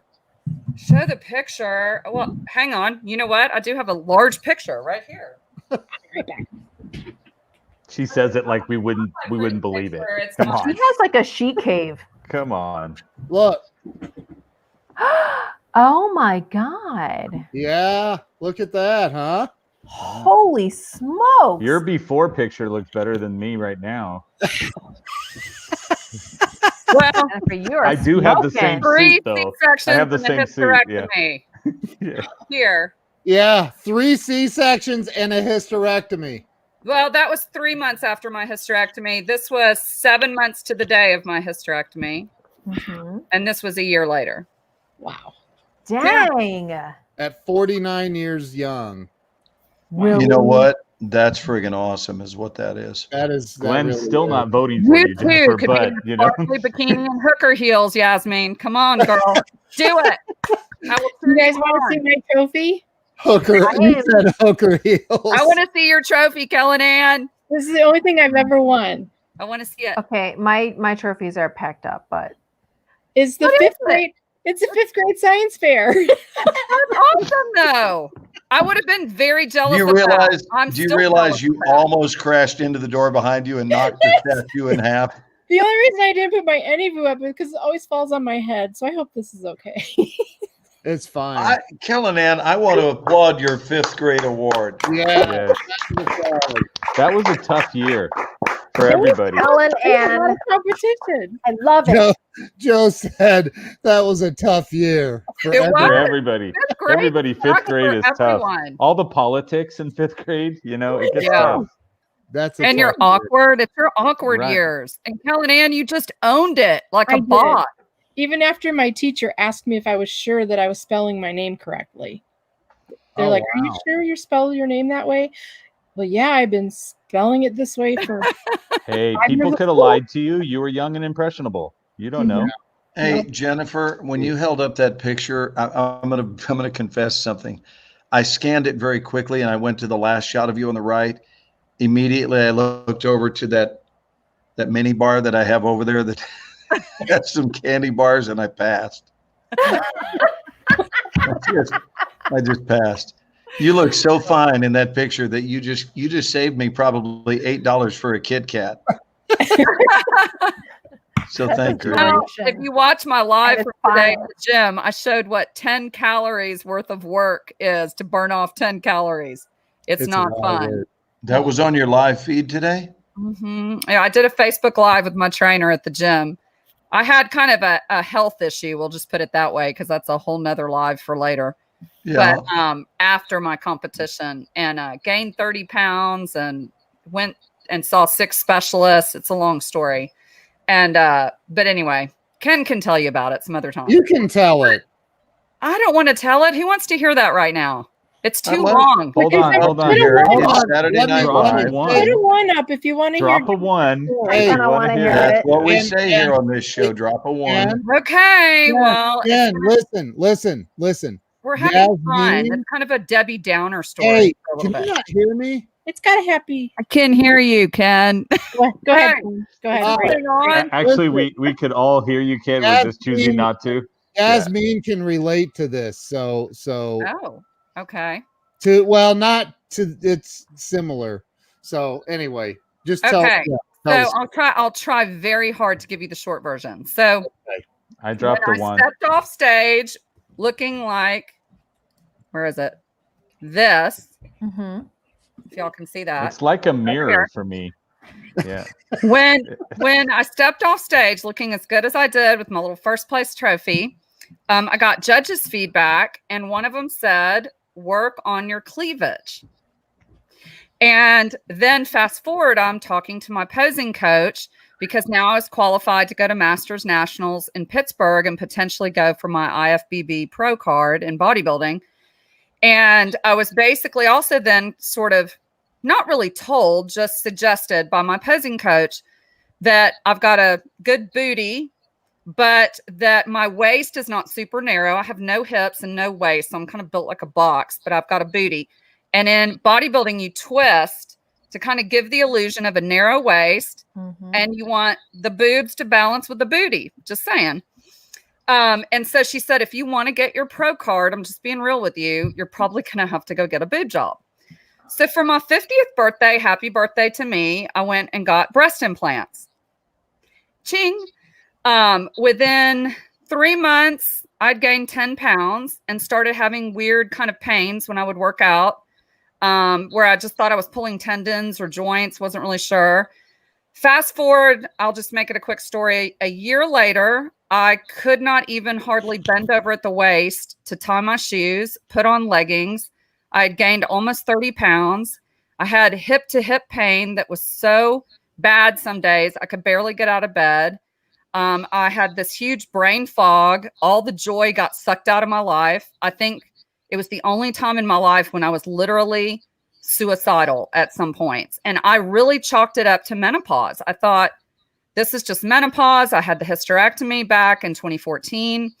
And fast forward, I I spent a lot of money seeing specialists because of my hysterectomy. He had left in one ovary on the left side, and my pain had started on the left side. I actually didn't start with my OB-GYN though. I saw 3 different chiropractors. I went through physical therapy. Then I went to my OB-GYN, paid $500 for what's called aroma test to see if I had ovarian cancer potentially. Did an ultrasound. All that was negative. Then I went to see a gastroenterologist because I'd had some issues in the past and I thought maybe it's related to that.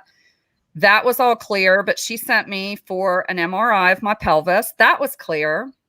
Then I ended up getting the shingles. Like it was just compound on compound on I was just sicker than dog.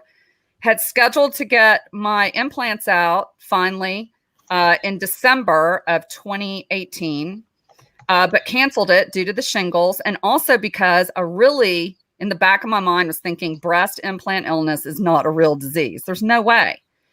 But I'd gotten inside of a group that had over 100,000 women in it with the exact same issues that I had. And between that and the girl who initially told me about breast implant illness, shout out to Wendy Ryan, I finally just said, that's it. I'm getting them out. So I got them out in January of 2019. I call it my $21,000 mistake because when it was all said and done, that's about what I spent on it. And I literally woke up from the surgery, probably 98% healed, if you want to put it that way. All my pain was gone. My brain fog was gone. Just all the different little idiosyncratic issues that I had going on were gone. In fact, I did a follow-up Facebook Live. Ken and I talked in depth about this the other day with my doctor, Dr. Clayton Molliver, who's amazing. And he had thousands and thousands of views on it. And to this day, in fact, Ken, I don't know if I shot it to you the other day, but to this day, that post that I put up on Facebook, not just the one with Dr. Molliver, but my initial post after the explant, which has now been shared over 92 times. I still get probably 1 to 2, sometimes 3 women a week reaching out to me, telling me that they've seen my story, heard my story, and have explanted because of me, or they're telling me they're considering it because they're so sick. And it was just really quite a journey. And I mean, that is the Cliff Notes because there's a lot of detail in that. But I would say to any woman out there that's listening that's had issues like that, especially autoimmune disease, things like that. I mean, MD Anderson did a 25,000 patient study looking at women with silicone breast implants and found that they were more likely to have rare cancers, autoimmune disease. It actually, that study, along with some FDA hearings in 2019, led to the recall of one particular breast implant, and now they all come with black box warnings. So it's pretty crazy. I went to the FDA hearings and everything. I am so grateful. So grateful that you're okay. As am I. Oh, I am too. And I mean, that was kind of the tough part for me, as I told Ken, because, you know, being the top earner in a health and wellness network marketing company at the time, I really couldn't be out complaining about all of my health issues. Yes, girl, it is real, Gabby. It is absolutely real. But her daughter's in that group. Her daughter's been through it. Oh yeah. It's called healingbreastimplantillness.com. You can go to that website and find out how to access the group. But that group saved my life. My friend Wendy Ryan, who was really the one that reached out and was brave enough to tell me her story and encourage me to get more information on it. But I didn't want to believe it because I'd been a cardiovascular specialty rep in pharmaceutical sales for 15 years, which when you read my ebook, Ken, I talk a lot about that in there. But I just really didn't think it was a real illness. I really thought these women are wacky. You know, I don't know. I was just like, it's not a real deal. But I just learned it is. Huh? Are you allowed to say who the manufacturer was? Allergan. And in fact, Allergan is the one that ended up being recalled was also made by Allergan. It was a textured silicone implant that was found to cause what they call BIA-ALCL. It stands for breast implant acquired lymphoma. The ALCL is a type of lymphoma. Gee. And what was heartbreaking was sitting there at the FDA hearings and seeing women who had had double mastectomies and therefore had textured implants put in with their reconstruction because they used texture to grip the skin because there's nothing else there. And now they were facing cancer for a second time. And in some cases, these women died. Oh, God.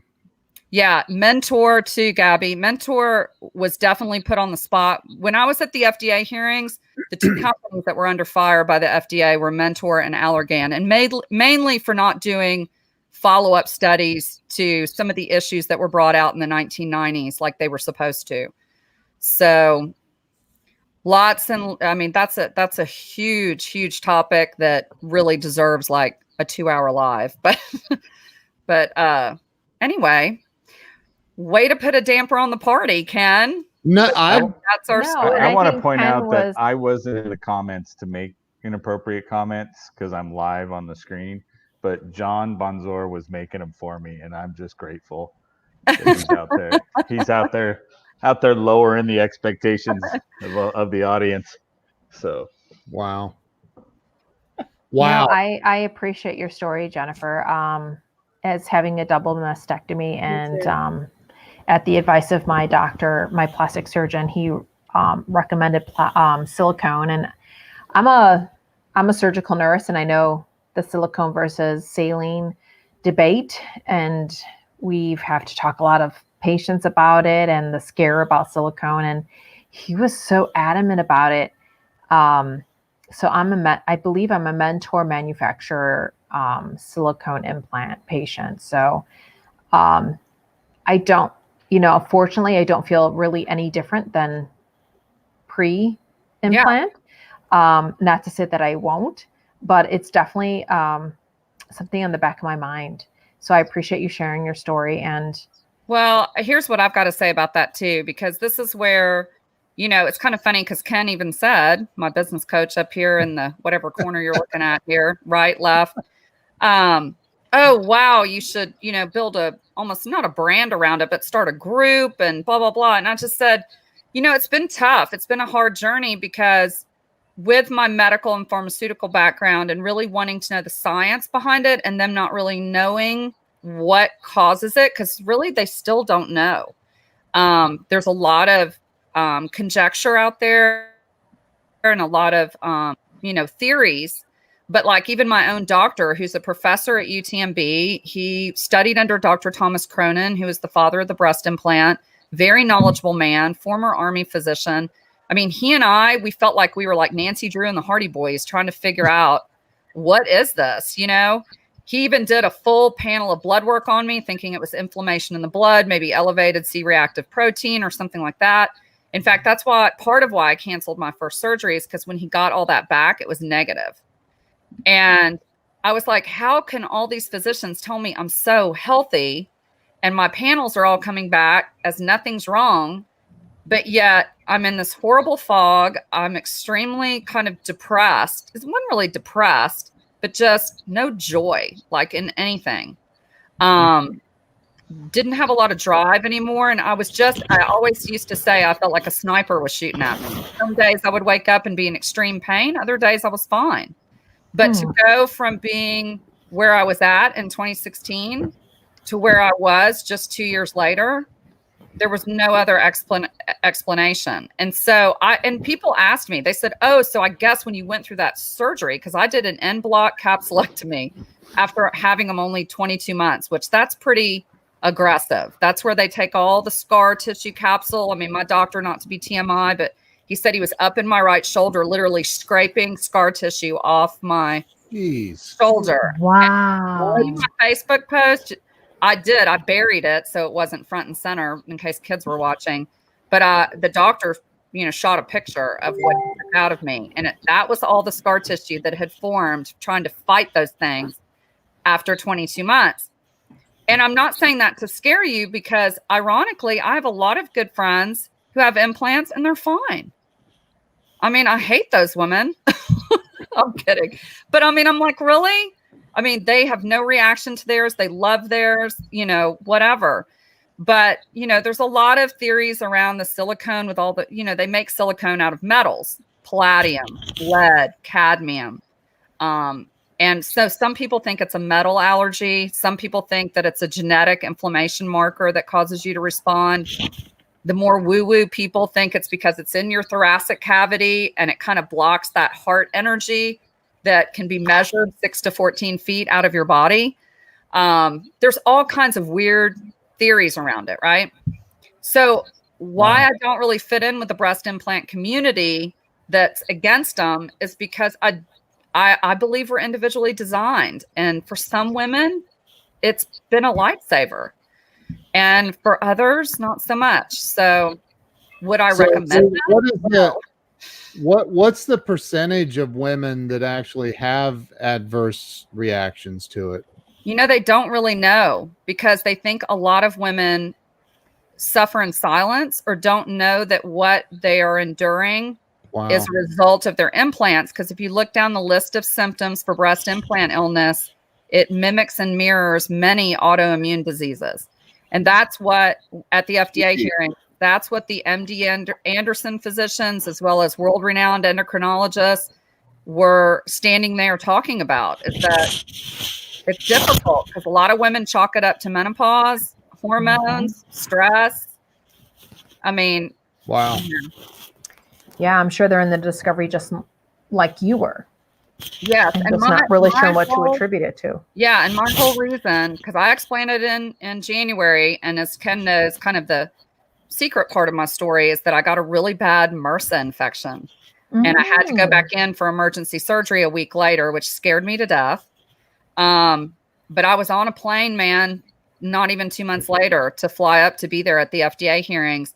And it was all because I just wanted to lean into that mic if I was given the chance and encourage physicians to at least send out a Dear Doctor letter so that women like myself didn't have to wander the medical wilderness trying to figure out what was wrong with them. Because not one physician said, maybe it's your implants. Not one. It wasn't on any questionnaire I filled out.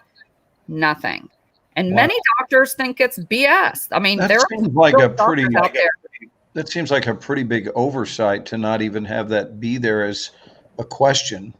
Yeah. Especially looking at medical history, saying the situation occurred and your symptoms triggered right after this, like even within 3 4 months. You just look at the timeline. Right, exactly. Yeah.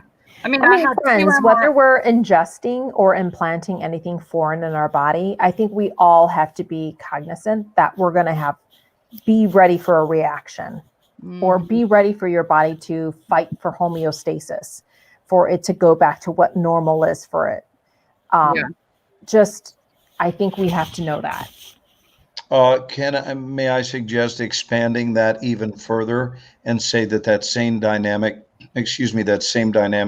is in play throughout the entirety of your life, not just your body, but anytime you're introducing your life to something that is different, that is new, that it might be a good idea to track your life's reaction to it. Mm-hmm. Yeah, and in going with that, I think it's if you're introducing anything foreign into your mind. Yes, that's what I'm talking about. Yeah, absolutely. Absolutely. And then did your life get better following the introduction of that, or did it get worse? That can also be true of a person that you've chosen to add to your life. What happened when that person was added to your life?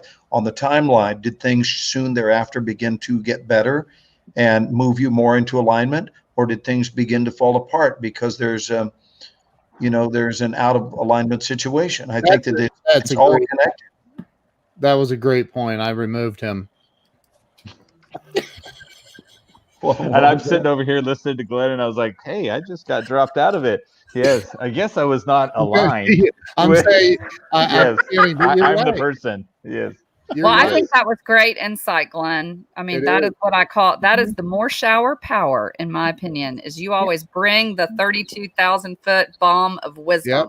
Well, my goal is not to be wise. My goal, if there were one, is to just really help others pay attention That's all, just to become increasingly conscious and start tracking things. Just track what's happening in your life. Track the results, track where you're at, track. An unmeasured life is a life doomed to fail. It's just the truth. We have to measure, and I'm not talking about, I've known people who have measured every single thing before every meal. Every single thing gets measured. It's not that that's wrong. I haven't taken it to that extent. That's someone else's right. But I certainly measure what I allow to affect my life. I measure it. And that allows me to increase my productivity because I'm noticing what things I've said yes to that turns out they don't work. And I think we get too often caught up in the morality of something. Is it good or bad? Is it right or wrong? How about if we simply say, does it work or doesn't it? And then we often learn that when we find that something works, it turns out it's also moral for us. It's a correct moral decision. But I don't think it starts with the morality. It starts with, is this something that's working? And we have to be, as 12-step programs have been teaching people since the beginning of time, is it's only going to be a fair measurement if you are rigorously honest. You have to be willing to tell yourself the truth about whether or not the choices we're making in our lives are choices that are working. Are the relationships we're in, are those ones that are working? And if they're not, let's move to repair as a first option. And if that's not doable, then we exit. But we don't keep hanging out in what isn't working. Mm-hmm. Yeah, that's so true. I think you didn't do it, Jennifer. You didn't hang out in what wasn't working. No. It wasn't working. So you went on an investigative mission to find out, hey, I'm better than this. I don't typically feel this way. I know there's got to be a reason why I'm feeling this way. And you uncovered it. But if you had just sat around feeling awful, that would have been the solution, and it probably would have killed you. Well, it was like a very long, painful elimination diet. I was trying to slowly eliminate all the possible medical reasons, nutritional reasons. But what was most heartbreaking to me, and I think would be heartbreaking to every single one of us here as people who live to inspire and empower and love on other people, what was heartbreaking to me was to see women that were suffering and would not get them removed because of what others may think. In some cases, it was their spouse. In some cases, it was their friend group. They didn't want to look. It was all about their looks. Like, I feel horrible. I can't get out of bed. This is wrong. That is wrong. But you know what? If I got him out, my husband wouldn't love me anymore. Or I wouldn't be accepted at the club anymore. And that was scary to me. I'm thinking these women would rather feel like they're dying than to displease their spouse. If you're with someone who that's the only reason they love you, my husband told me not to get them. I got them, and I'm not saying he didn't like them. He did. But at the end of the day, he was like, I just want you to be healthy because I love you. And it just breaks my heart that not everybody has that. I'll also say that the physical pain is something more tolerable than the mental pain, right? With most individuals, if it's a physical pain I have to bear through, I will. And I'm not even talking about my breast implants, John. So it's a good thing you left. But let's talk to about me, Bigfoot. Yes, that's an elusive topic. He's in Bigfoot country. Yeah. I will tell you that if we move the discussion to Bigfoot, we will be the only talk show that has ever gone from breast implants to Bigfoot. The true statement. Because that is an unusual Bigfoot. Well, yeah, but, from yes, big boobs exactly. to Bigfoot, but that is an unusual transition right there, I gotta say. I know. I felt like we lost all the male audience. Yeah. I get it. It is a Debbie Downer story. All you males have to have a significant other, which is more than likely a female, and you have to know what's up. And yeah, what if there's a woman in some man's life that's having these symptoms and they hear this, see this, and go, oh, Maybe it's that. But is it something that my question is it silicone that's leaking into your system? Is that what causes it? Mine weren't leaking at all. I mean, I only had mine 22 months. There are women who leak, but it doesn't matter either way, because even on the saline ones, they're wrapped in silicone. So most people honestly think that it's an allergy to the silicone itself. It's the way the body reacts to the silicone itself. The saline, if they leak, it's not a big deal because it's saline. Although you'll go inside that group and there's women who post their pictures of their saline removed and they're filled with mold because they had tiny holes in them and they grew mold. And so these women basically had the symptoms of someone who had been exposed to toxic mold. Wow. Yes, your daughter's ruptured. I mean, I know a lot of people obviously now who have that story. I mean, my own doctor, he just put up on his Instagram. If you follow Dr. Clayton Molliver, he put up on his Instagram the other day some implants he removed, and he cut open the scar because fortunately this woman said, take it out, what's called end block, where they take the scar, the whole capsule, because there are some doctors that will just snip open the capsule and remove the implant from inside. And if that thing has leaked or ruptured, it gets silicone all in their system. Wow. So, and there have been stories of women who have gone in, had their implants removed intact by going into the capsule, and they just pulled out the implants because maybe they only had them a short period of time or whatever. But then they ultimately go back in to have the scar capsule removed because the scar capsule continues to grow. It's kind of like women out there who may be watching, like myself. I had 3 C-sections and I produced what's called adhesions. And some women make them, some women don't. And they don't really know why. My doctor thought it's because I had appendicitis when I was 3 and I got peritonitis from that. So they think peritonitis might have something to do with it. Who knows? But some women continue to make that scar tissue and continue to have those metal allergy type response. So yes, Donahue covered this, as did Rona Barrett. Wow. If we're going to get that old. No, I'm kidding. This is Rona Barrett in Hollywood. Yeah. Remember that? Yes. This is Lifestyles of the Poor and Unknown. Welcome. I'm kidding. Except for Glenn. The poor and unknown. You know, Pamela. It's a big barbecue joint, I hear. Hey, Ken, can you highlight Pamela Aubrey's comment? I want to say something about it. Well, Pamela says, "Why not is the this one about me?" The other comment, the good No, one. Pamela says, why is this weird for guys when they're the ones who are typically requesting them? And I want to say, Pamela, I want to thank you for one word that you used there, and that word is typically, because I would have had a reaction had it not been for that word, because there are those of us who would never, ever make a request ever under any circumstances, because that is not where your worth is located. No. Period. And, it could be, Jennifer, something as simple as merely your life didn't want it. Your life. I don't mean your mind. I mean the entirety of your life, that it's on a case-by-case basis. And for who you are, it didn't want it. Right? Because, I mean, I don't know anything about the physical you. I didn't even know your backstory. I didn't know about those photos and so forth. And what I know is your appeal has nothing to do with that.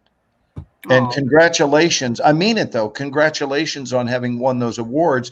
But you had already reached a place of enoughness with me. And what is going on in the breast department is irrelevant. That's not where your value is. And so thank you for saying what you said, Pamela, because maybe typically that's so. But please don't ever make the generalization, any of you women, that that's just how guys are or whatever, because some of us don't look at life through that lens, and it is not ever how we would find someone's value, ever. Well, I feel very blessed and lucky to be in that category with my husband. But, I mean, my whole viewpoint on it in general is that, they're not necessarily all bad, because, and it's not always guys requesting it. There are women who just want to feel I understand. You know, but so I hate for the guys to get bashed in all of this because I think there's so much. We can take it. Yeah, I mean, guys do things, you know, I don't know what, but there's a lot out there now that guys are doing. Yeah, just ask Joe. He knows. Yeah, Joe. What do you think I would have said?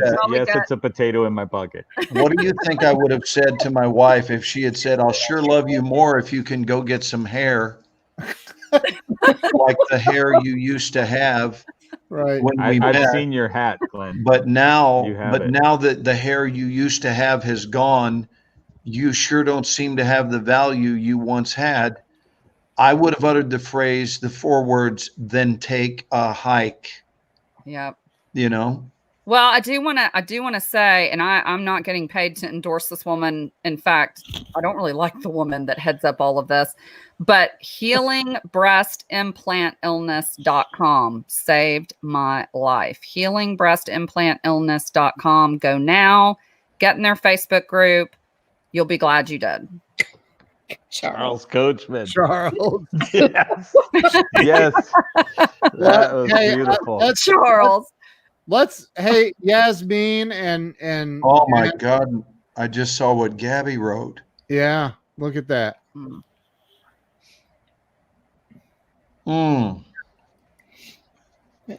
That's I mean, it's real. I mean, it's real. I heard so many stories like that, and it's sad. It's so sad to me.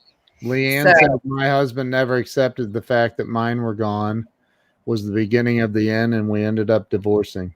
Leanne, come on now. Okay, that's it. Because I love Leanne. Love Leanne. Yeah. Our friend from down under. Okay. We need an Aussie accent. All right.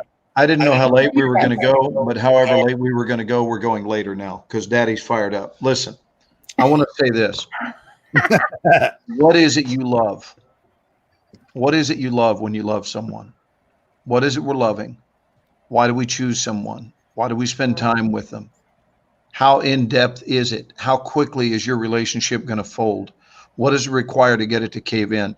Those are all questions. Where do we find value in our friendships? What is it based on? I am so sorry to hear that, Leanne, and I'm so sorry to hear that, Gabby, for your daughter. But wow, goodness gracious.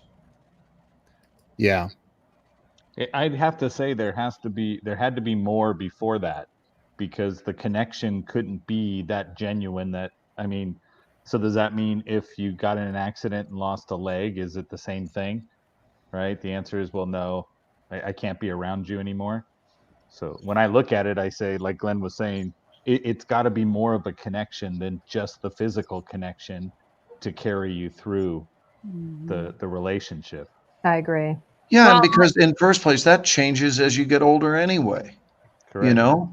Well, like Leanne says, she's happier now than ever. And I literally live by the motto that man's rejection is God's protection. Always. Always, always, always. So, I mean, I feel like these women, like even my journey, you know, and this is kind of my funny spin on it, but do you remember the demotivational posters? Remember how they used to do the motivational posters and then they made the demotivational posters? Like, what were those? Give us an example. What if your whole life is just to serve as a warning to others? And I'm like, I feel like God is like, okay, let's look at Jennifer. She's a loudmouth. She'll tell everybody about her journey. So if we need a big old mouthpiece for breast implant illness, let's let her get those puppies, get sick, get them out, and then she'll tell everybody. Yeah. There won't be any shutting her up, is what they say. Yes. So, and I understand the exercise thing. So are we doing squats the whole time, or are you sitting on one of those little bouncy ball things? I'm sitting on a bouncy ball. Okay. So can I pose a serious question, Jennifer? Yes. And it is serious. I really mean this. Do you think that's what's going on? What you just that said. I was chosen to go through that? No, when you said, you know me, I'll talk a lot about anything, and I'm just wondering maybe what is your actual take on that?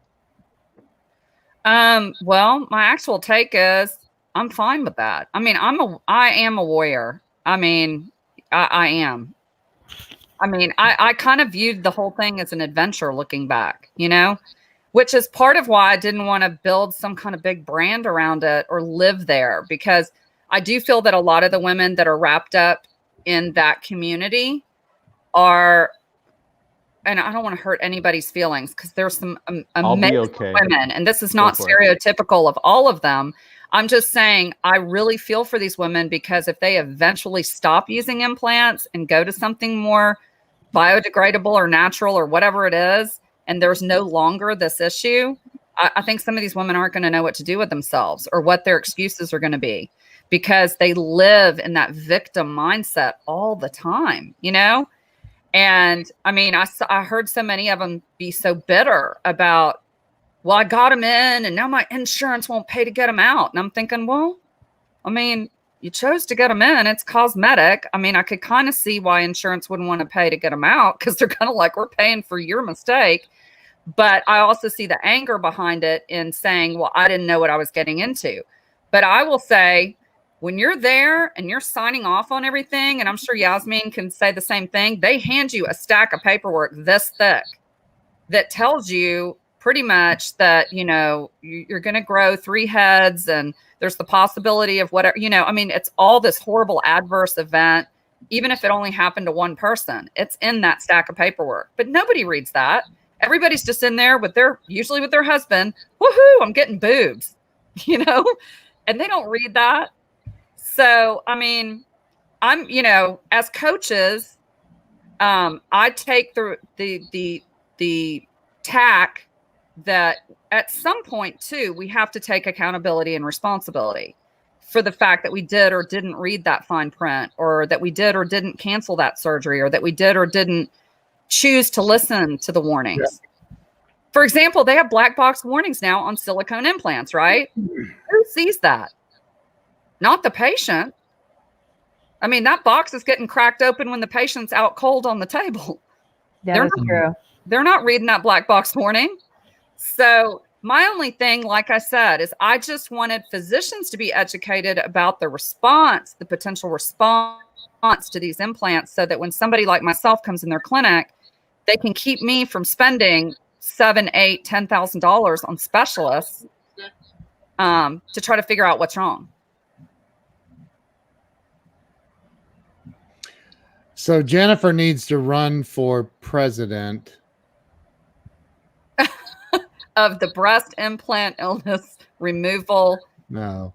If it's coalition fan club. Yeah. Yes. Yasmin, what are your thoughts? What about Kellen? Kellen, you have any thoughts around this? Kellen's been so quiet.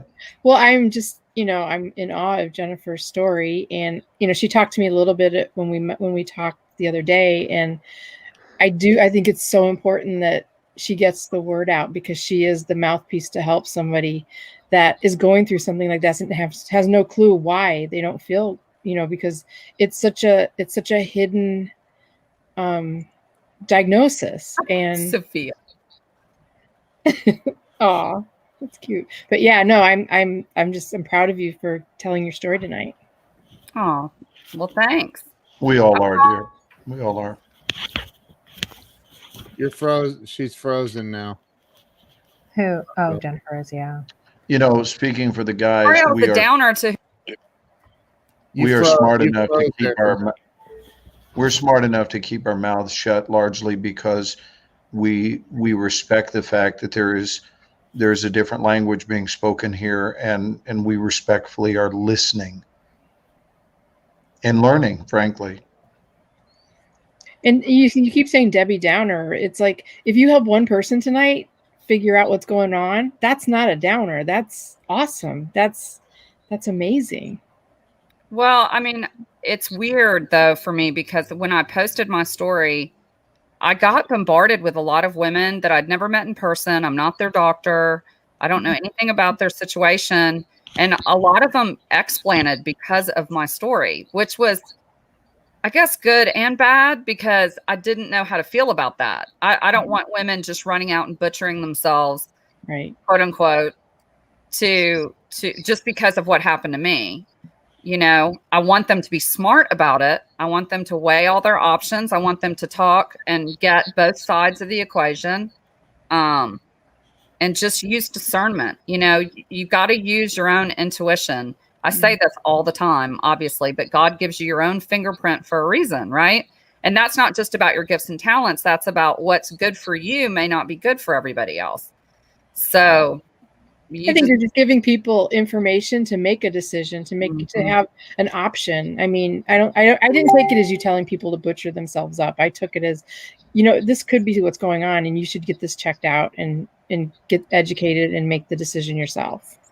Yeah, the financial burden, grateful, like Jennifer. I have somebody who's very near and dear to me who's going to get hers done on Monday. Oh, wow. And I now have an education beyond, right, what her desire was to go get them. So to me, I look and I go, if I see any signs going the wrong way, I've already been given the roadmap and the signals. So I thank you for sharing the story. Oh, well, there are other options out there. I mean, Karen, I saw your comment, and I know Yasmin, what you just said. I know you've already gotten the implants, and I hope none of this, you know, scares you, because if you're not having a reaction, you probably won't, and you'll be fine. And there's plenty of women that have had them and will have them for a long time. But there's other options. You can do fat transfer. I even saw an article recently that there were some physicians at Stanford that had come up with some sort of biological, like I don't know. Don't ask me to talk in depth about it, but it's something that's more all natural, that uses your own cells and things like that. And so I think they're working on it, you know, and I don't think it'll be forever, but it is a shame because it's a lot of how we identify as women, right? We all want to be Jessica Rabbit. I do identify. I do identify as women. So, that's why I had 2 ribs. I took 2 ribs out, so it made me look slimmer. So, but I think it's if you see something, say something, right? And if you find a collective group that are feeling and seeing something, and being able to say something about it, so that the rest don't suffer, or there needs to be a change in how we're doing things, because what we're doing is not working, needs to be said and needs to be heard. So thank you for bringing that up, and thank you for bringing it to the attention, and that I can be informed, and that I can know what the pros and cons of having implants are. And you know, I have them in for now, but I don't think I'll have them in forever, to be honest. And you know, cancer came so fast and so quick. I had to make a choice, and I felt like, gosh. Yasmin, I would have made the same choice though, girl. I would have. I don't know. Like, part of me is just wanted who I was back. Yeah. With improvement. There's nothing wrong with that. That's not narcissistic or self-serving. That's just right. But I'm a person that embraces all my faults and the goodness of myself. And I felt like I wasn't being true. I mean, I could have had, when I won Mrs. Minnesota, I could have had a breast implant for free. Like, that was one of my my prizes of winning. And I didn't do it because that's not what I'm about. Like, I'm not interested in that. I have worked for plastic surgeon for years. I could have had boobs for free. For 6 years, 7 years. It's not something I ever wanted. But when I got saddled with, listen, it's probably best we lock the whole thing off. Well, then I said, take both of them. But Jesus, now I'm going to be completely flat chested at this point, because I was all about taking them both off. Then I was, and listen, I mean, when you have cancer, they want to get it out fast. So you have to make a choice. And I was like, I mean, I really was playing with it and toying with it and frustrated and just, okay, let's do it. Like, you know, and I wanted saline versus silicone, and, you know, anyway. Well, it doesn't, I mean, at the end of the day, I mean, your reasoning for getting them, in my opinion, is much more honorable than my reasoning for getting them, which was to say, booyah to 50, try to win another bikini contest. And really, at the end of the day, it was just through my bikini bodybuilding. I mean, literally, as much as I can blame the posing coach or blame the judge's feedback, it was also just losing 25 pounds, And when a woman loses weight, she loses it in her boobs. I mean, I look like something out of National Geographic, like a 12-year-old little girl, basically.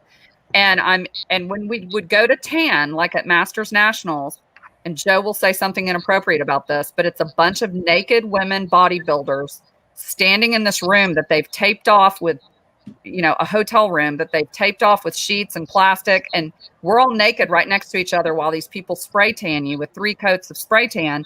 So you're staring at these women completely naked in the best shape of their life.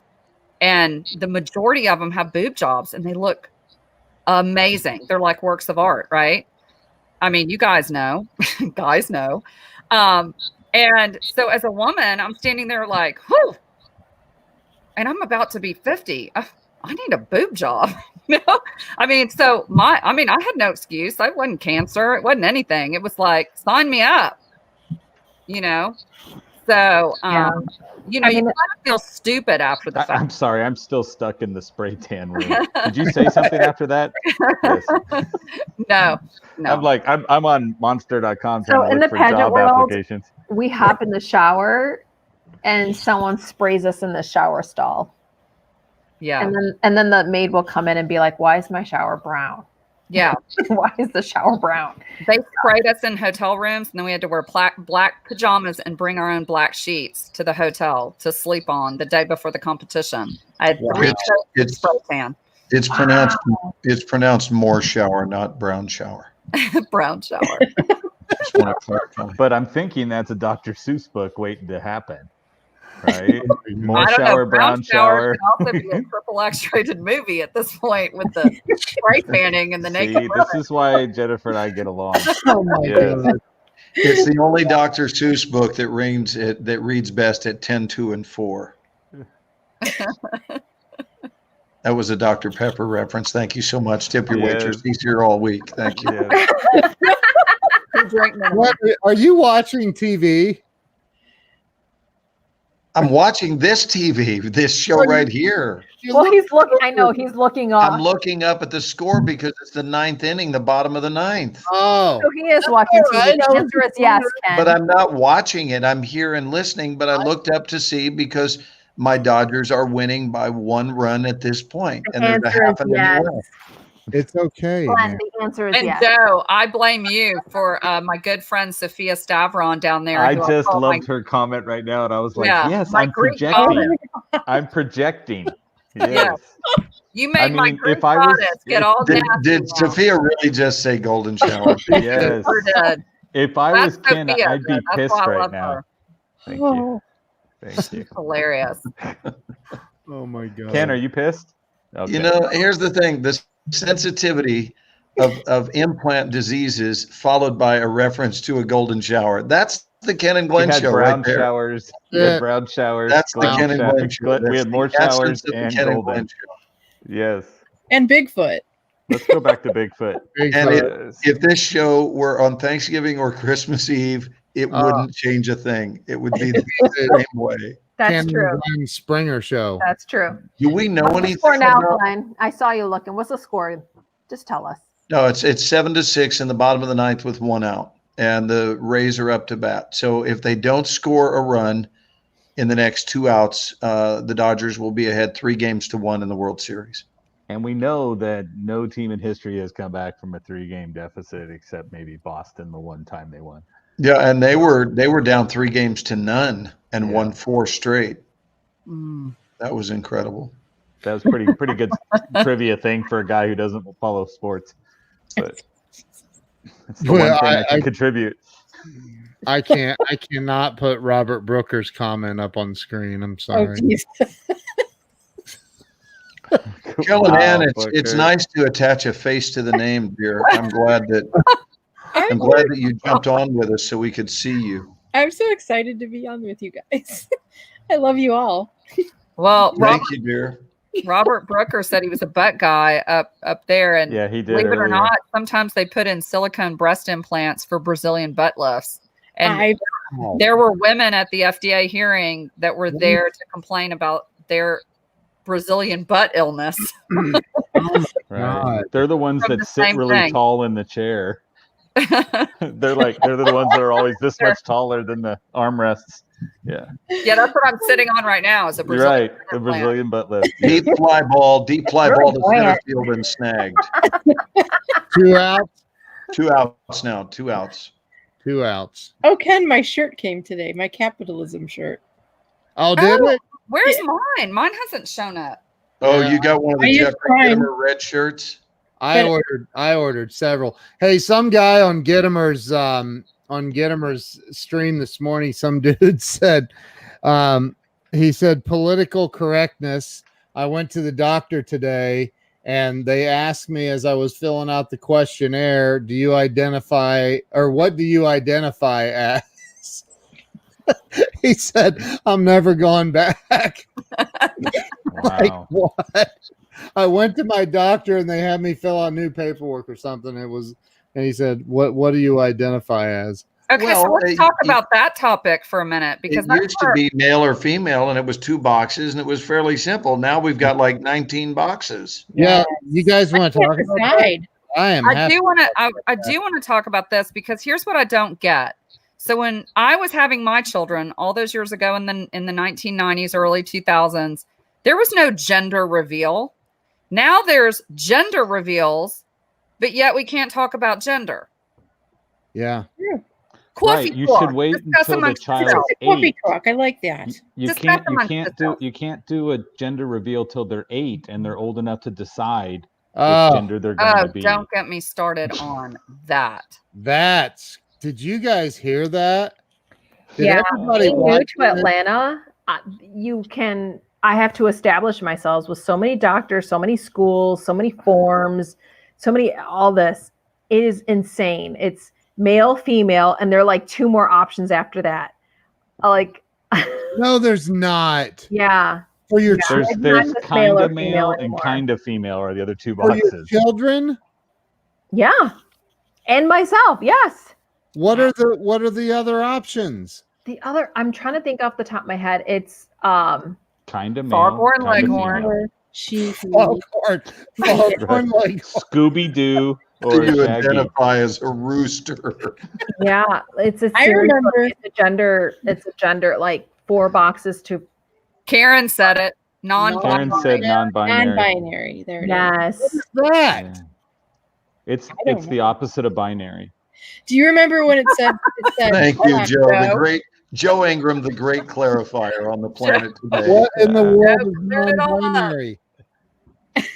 Holy Mother of God! What? Aren't you supposed to yell at your little Alexa box, Ken, to ask the No, question? I'm not asking her that. I don't even want to be on record. Oh, as- yep. Robert that. Brooker said it too. Asexual or pansexual.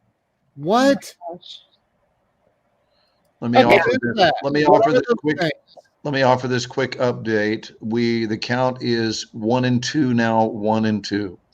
Bottom of the 9th, 2 outs. The count is 1 and 2. One And in here comes the binary. One in pitch. binary. And 1 in non-binary. Back into the windup. He comes back. He And he's throws it back over in the the plate. windup. He's back in the windup. Here we go. Don't you remember when you used to fill out the forms at the doctor's office? It said sex and it said male, female. Yes or no? All you needed was yes. You just needed yes as a box. Right. I Right. know, but doctors got in trouble for that. Yeah. You marked yes, so we did. Yeah. Yeah. I was a pharmaceutical rep for 15 years. Saw Okay. lots of that. Can I issue at this time my second of my 4 pet peeves? Uh-oh. And now live to Glenn Morshower at the Dodger game. Cardboard fans. Are you kidding me? Oh, I know. I was Are going to you say, is the crowd kidding me? wild right now? What are Are cardboard you fans? kidding me? What does that mean? No, For Glenn, $99, you can pay to have a cardboard cutout of you of put into the yourself. stands. Yes. No, There are cardboard fans in the Her. friggin' stand. Somebody did one of Bernie, right? From Weekend at Bernie's. I mean, we understand They They had him are- behind home plate. Yeah. they are allowing fans into the World Series. There are. I mean, it's limited because of social distancing, but Yeah, that's hardly there are even- several fans I'm looking at Every time they say the crowd is on fire, I'm like, is that are it for friggin' real? cardboard. And what are we? Oh, is this it? Oh, foul ball. Anyway, really? Fouled Is it away. this We're still bad? in this. What is wrong with us as human beings? What is wrong with us that when I get here at the fabulous Lowe's Hotel in Atlanta, what is wrong with us that I get in the elevator and I get to play the pretend game that there's not a 13th floor? What is wrong with us that we do that?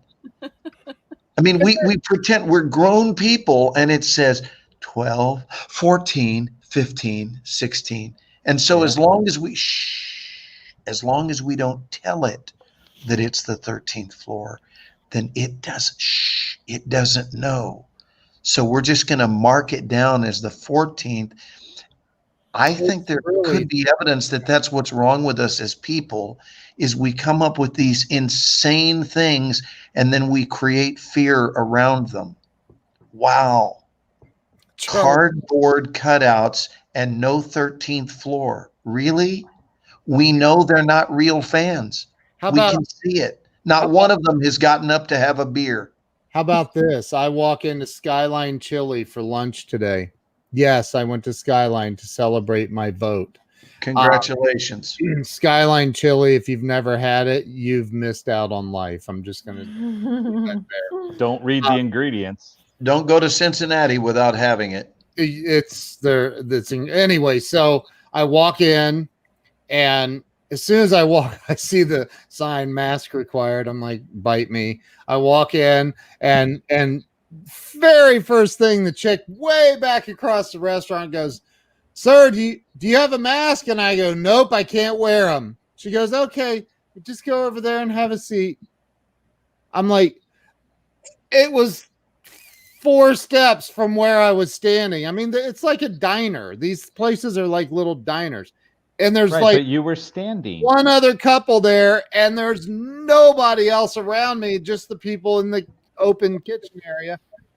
And I'm like, we went over this the other night, Ken. Ken, you know how viruses are transmitted, Ken, right? Right. It's all based on height. And when you sit down at the table, you're lower. Right. Well, there has not been any midgets diagnosed with COVID. I did have, because of the altitude. I did have a mask that I. Wait a minute. Whoa. My buddy in a mask? I did. What? Ken has a mask. Because it was the only way I could vote to get rid of these damn things. So I bought one. And this is how I went into the voting. You bought a mask to vote masks out of off? I know. Exactly. Well, that better be what you share on That's Just Wrong tomorrow. I went in just like this. Nice. By the way, the Tampa Bay hitter got on base. There are now 2 men on base. New batter up. The count is 1-2. I feel a home run coming on. And he doesn't need a home run. Any run to the outfield, any hit to the outfield will score a run. A single will score a run. First and second? They got runners at first and second. Okay. And they're all taking big runs. And you need like another box with the game on. With the game in it. Yeah. Like the 7th person. Whoa, he just hit it. He just hit it. And he fouled, and they just scored the run. He just so we can follow Glenn doing the audibles. They got the guy to run down. Clearly, we need another box. They just won the game. They just won the game. Tampa Bay just won the game. Wow. Oh my gosh, was this an insane? My family's sad. Oh my gosh. I really want to point out that everybody here is just as excited as a cardboard cutout right now. They had an error. They hit the ball in the outfield. The guy on second base runs to score. Obvious. The guy muffles the ball in the outfield and can't get it in time, and the guy slides into home plate. Wow. Woo. They lost the bottom of the ninth. Wow. Okay. Right. Next topic. So it's 2-2 in the World Series. And you should have read out loud the Dr. Seuss I sent you today about masks. Oh God, yes. You texted me that, didn't you? Yeah, it says I will not wear it on my face. I will not wear it any place. I will not wear it to get in. I will not wear it on my chin. I will not wear it on my ear, and I will not wear it out of fear. I will not wear your stupid mask. I will not wear it, so do not ask.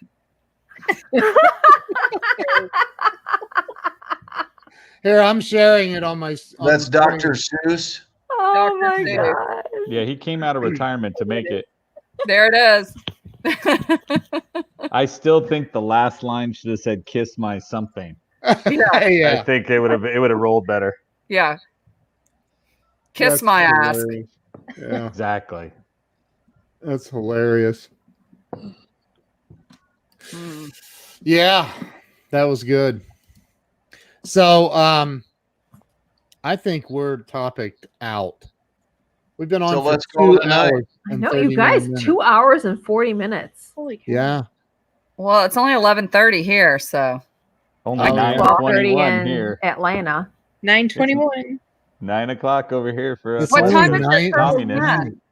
Down Ooh. under. What time is it in It Australia? is they're Somewhere in the day. 14 or 15 hours ahead of us.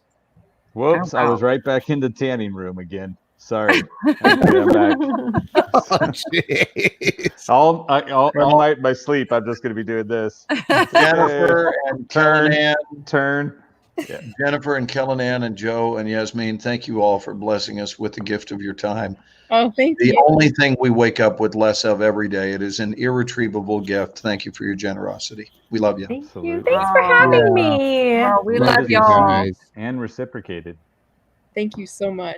To our beloved audience who stays with us all the time. Oh, it's 3 p.m. So many people that watch the Ken and Glenn show. And we will be back tomorrow night, just so you know, with a guy named Scott. That'll be Yeah. at 8 Eastern, 7 Central, 6 Mountain, and 5 p.m. on the West Coast. Dude, look at Take this. us out with a video tonight, would you? Look, Scott sent me I 3 love of his that book. books today. Oh, wow. Nice. Yeah, I'm Speaking reading of that books, last man, one. read my ebook. I will. Not tonight. It's 12:30. Jennifer, just so you know, once again, I want to remind you, I got your back. Oh, thank you. I was I in got I no was in front, Big no mo. I was in Big Brother protective mode last night. Yeah. Oh, yeah. That's awesome. Yasmin was there. I Yasmin was. Yeah. Yes. Yeah, it was Yeah. brutal. That was a little brutal for me. Yeah. It was still good. It was awesome, and she was right with me. But oh wow, poor Mark. Mark's going to live through it. He's a big boy. I Take love us out with our video, Keno. All right. Thank you to everybody who's watched and shared this out. To all Everybody of go our guests take a that came shower. on tonight. Thank you to all of you for being here. Don't anybody leave. We'll have an after show meeting rather. We'll Right see you after guys this video. tomorrow night on the Ken and Glenn show with a guy named Scott, 8 p.m. Eastern, 5 p.m. Pacific. Peace out.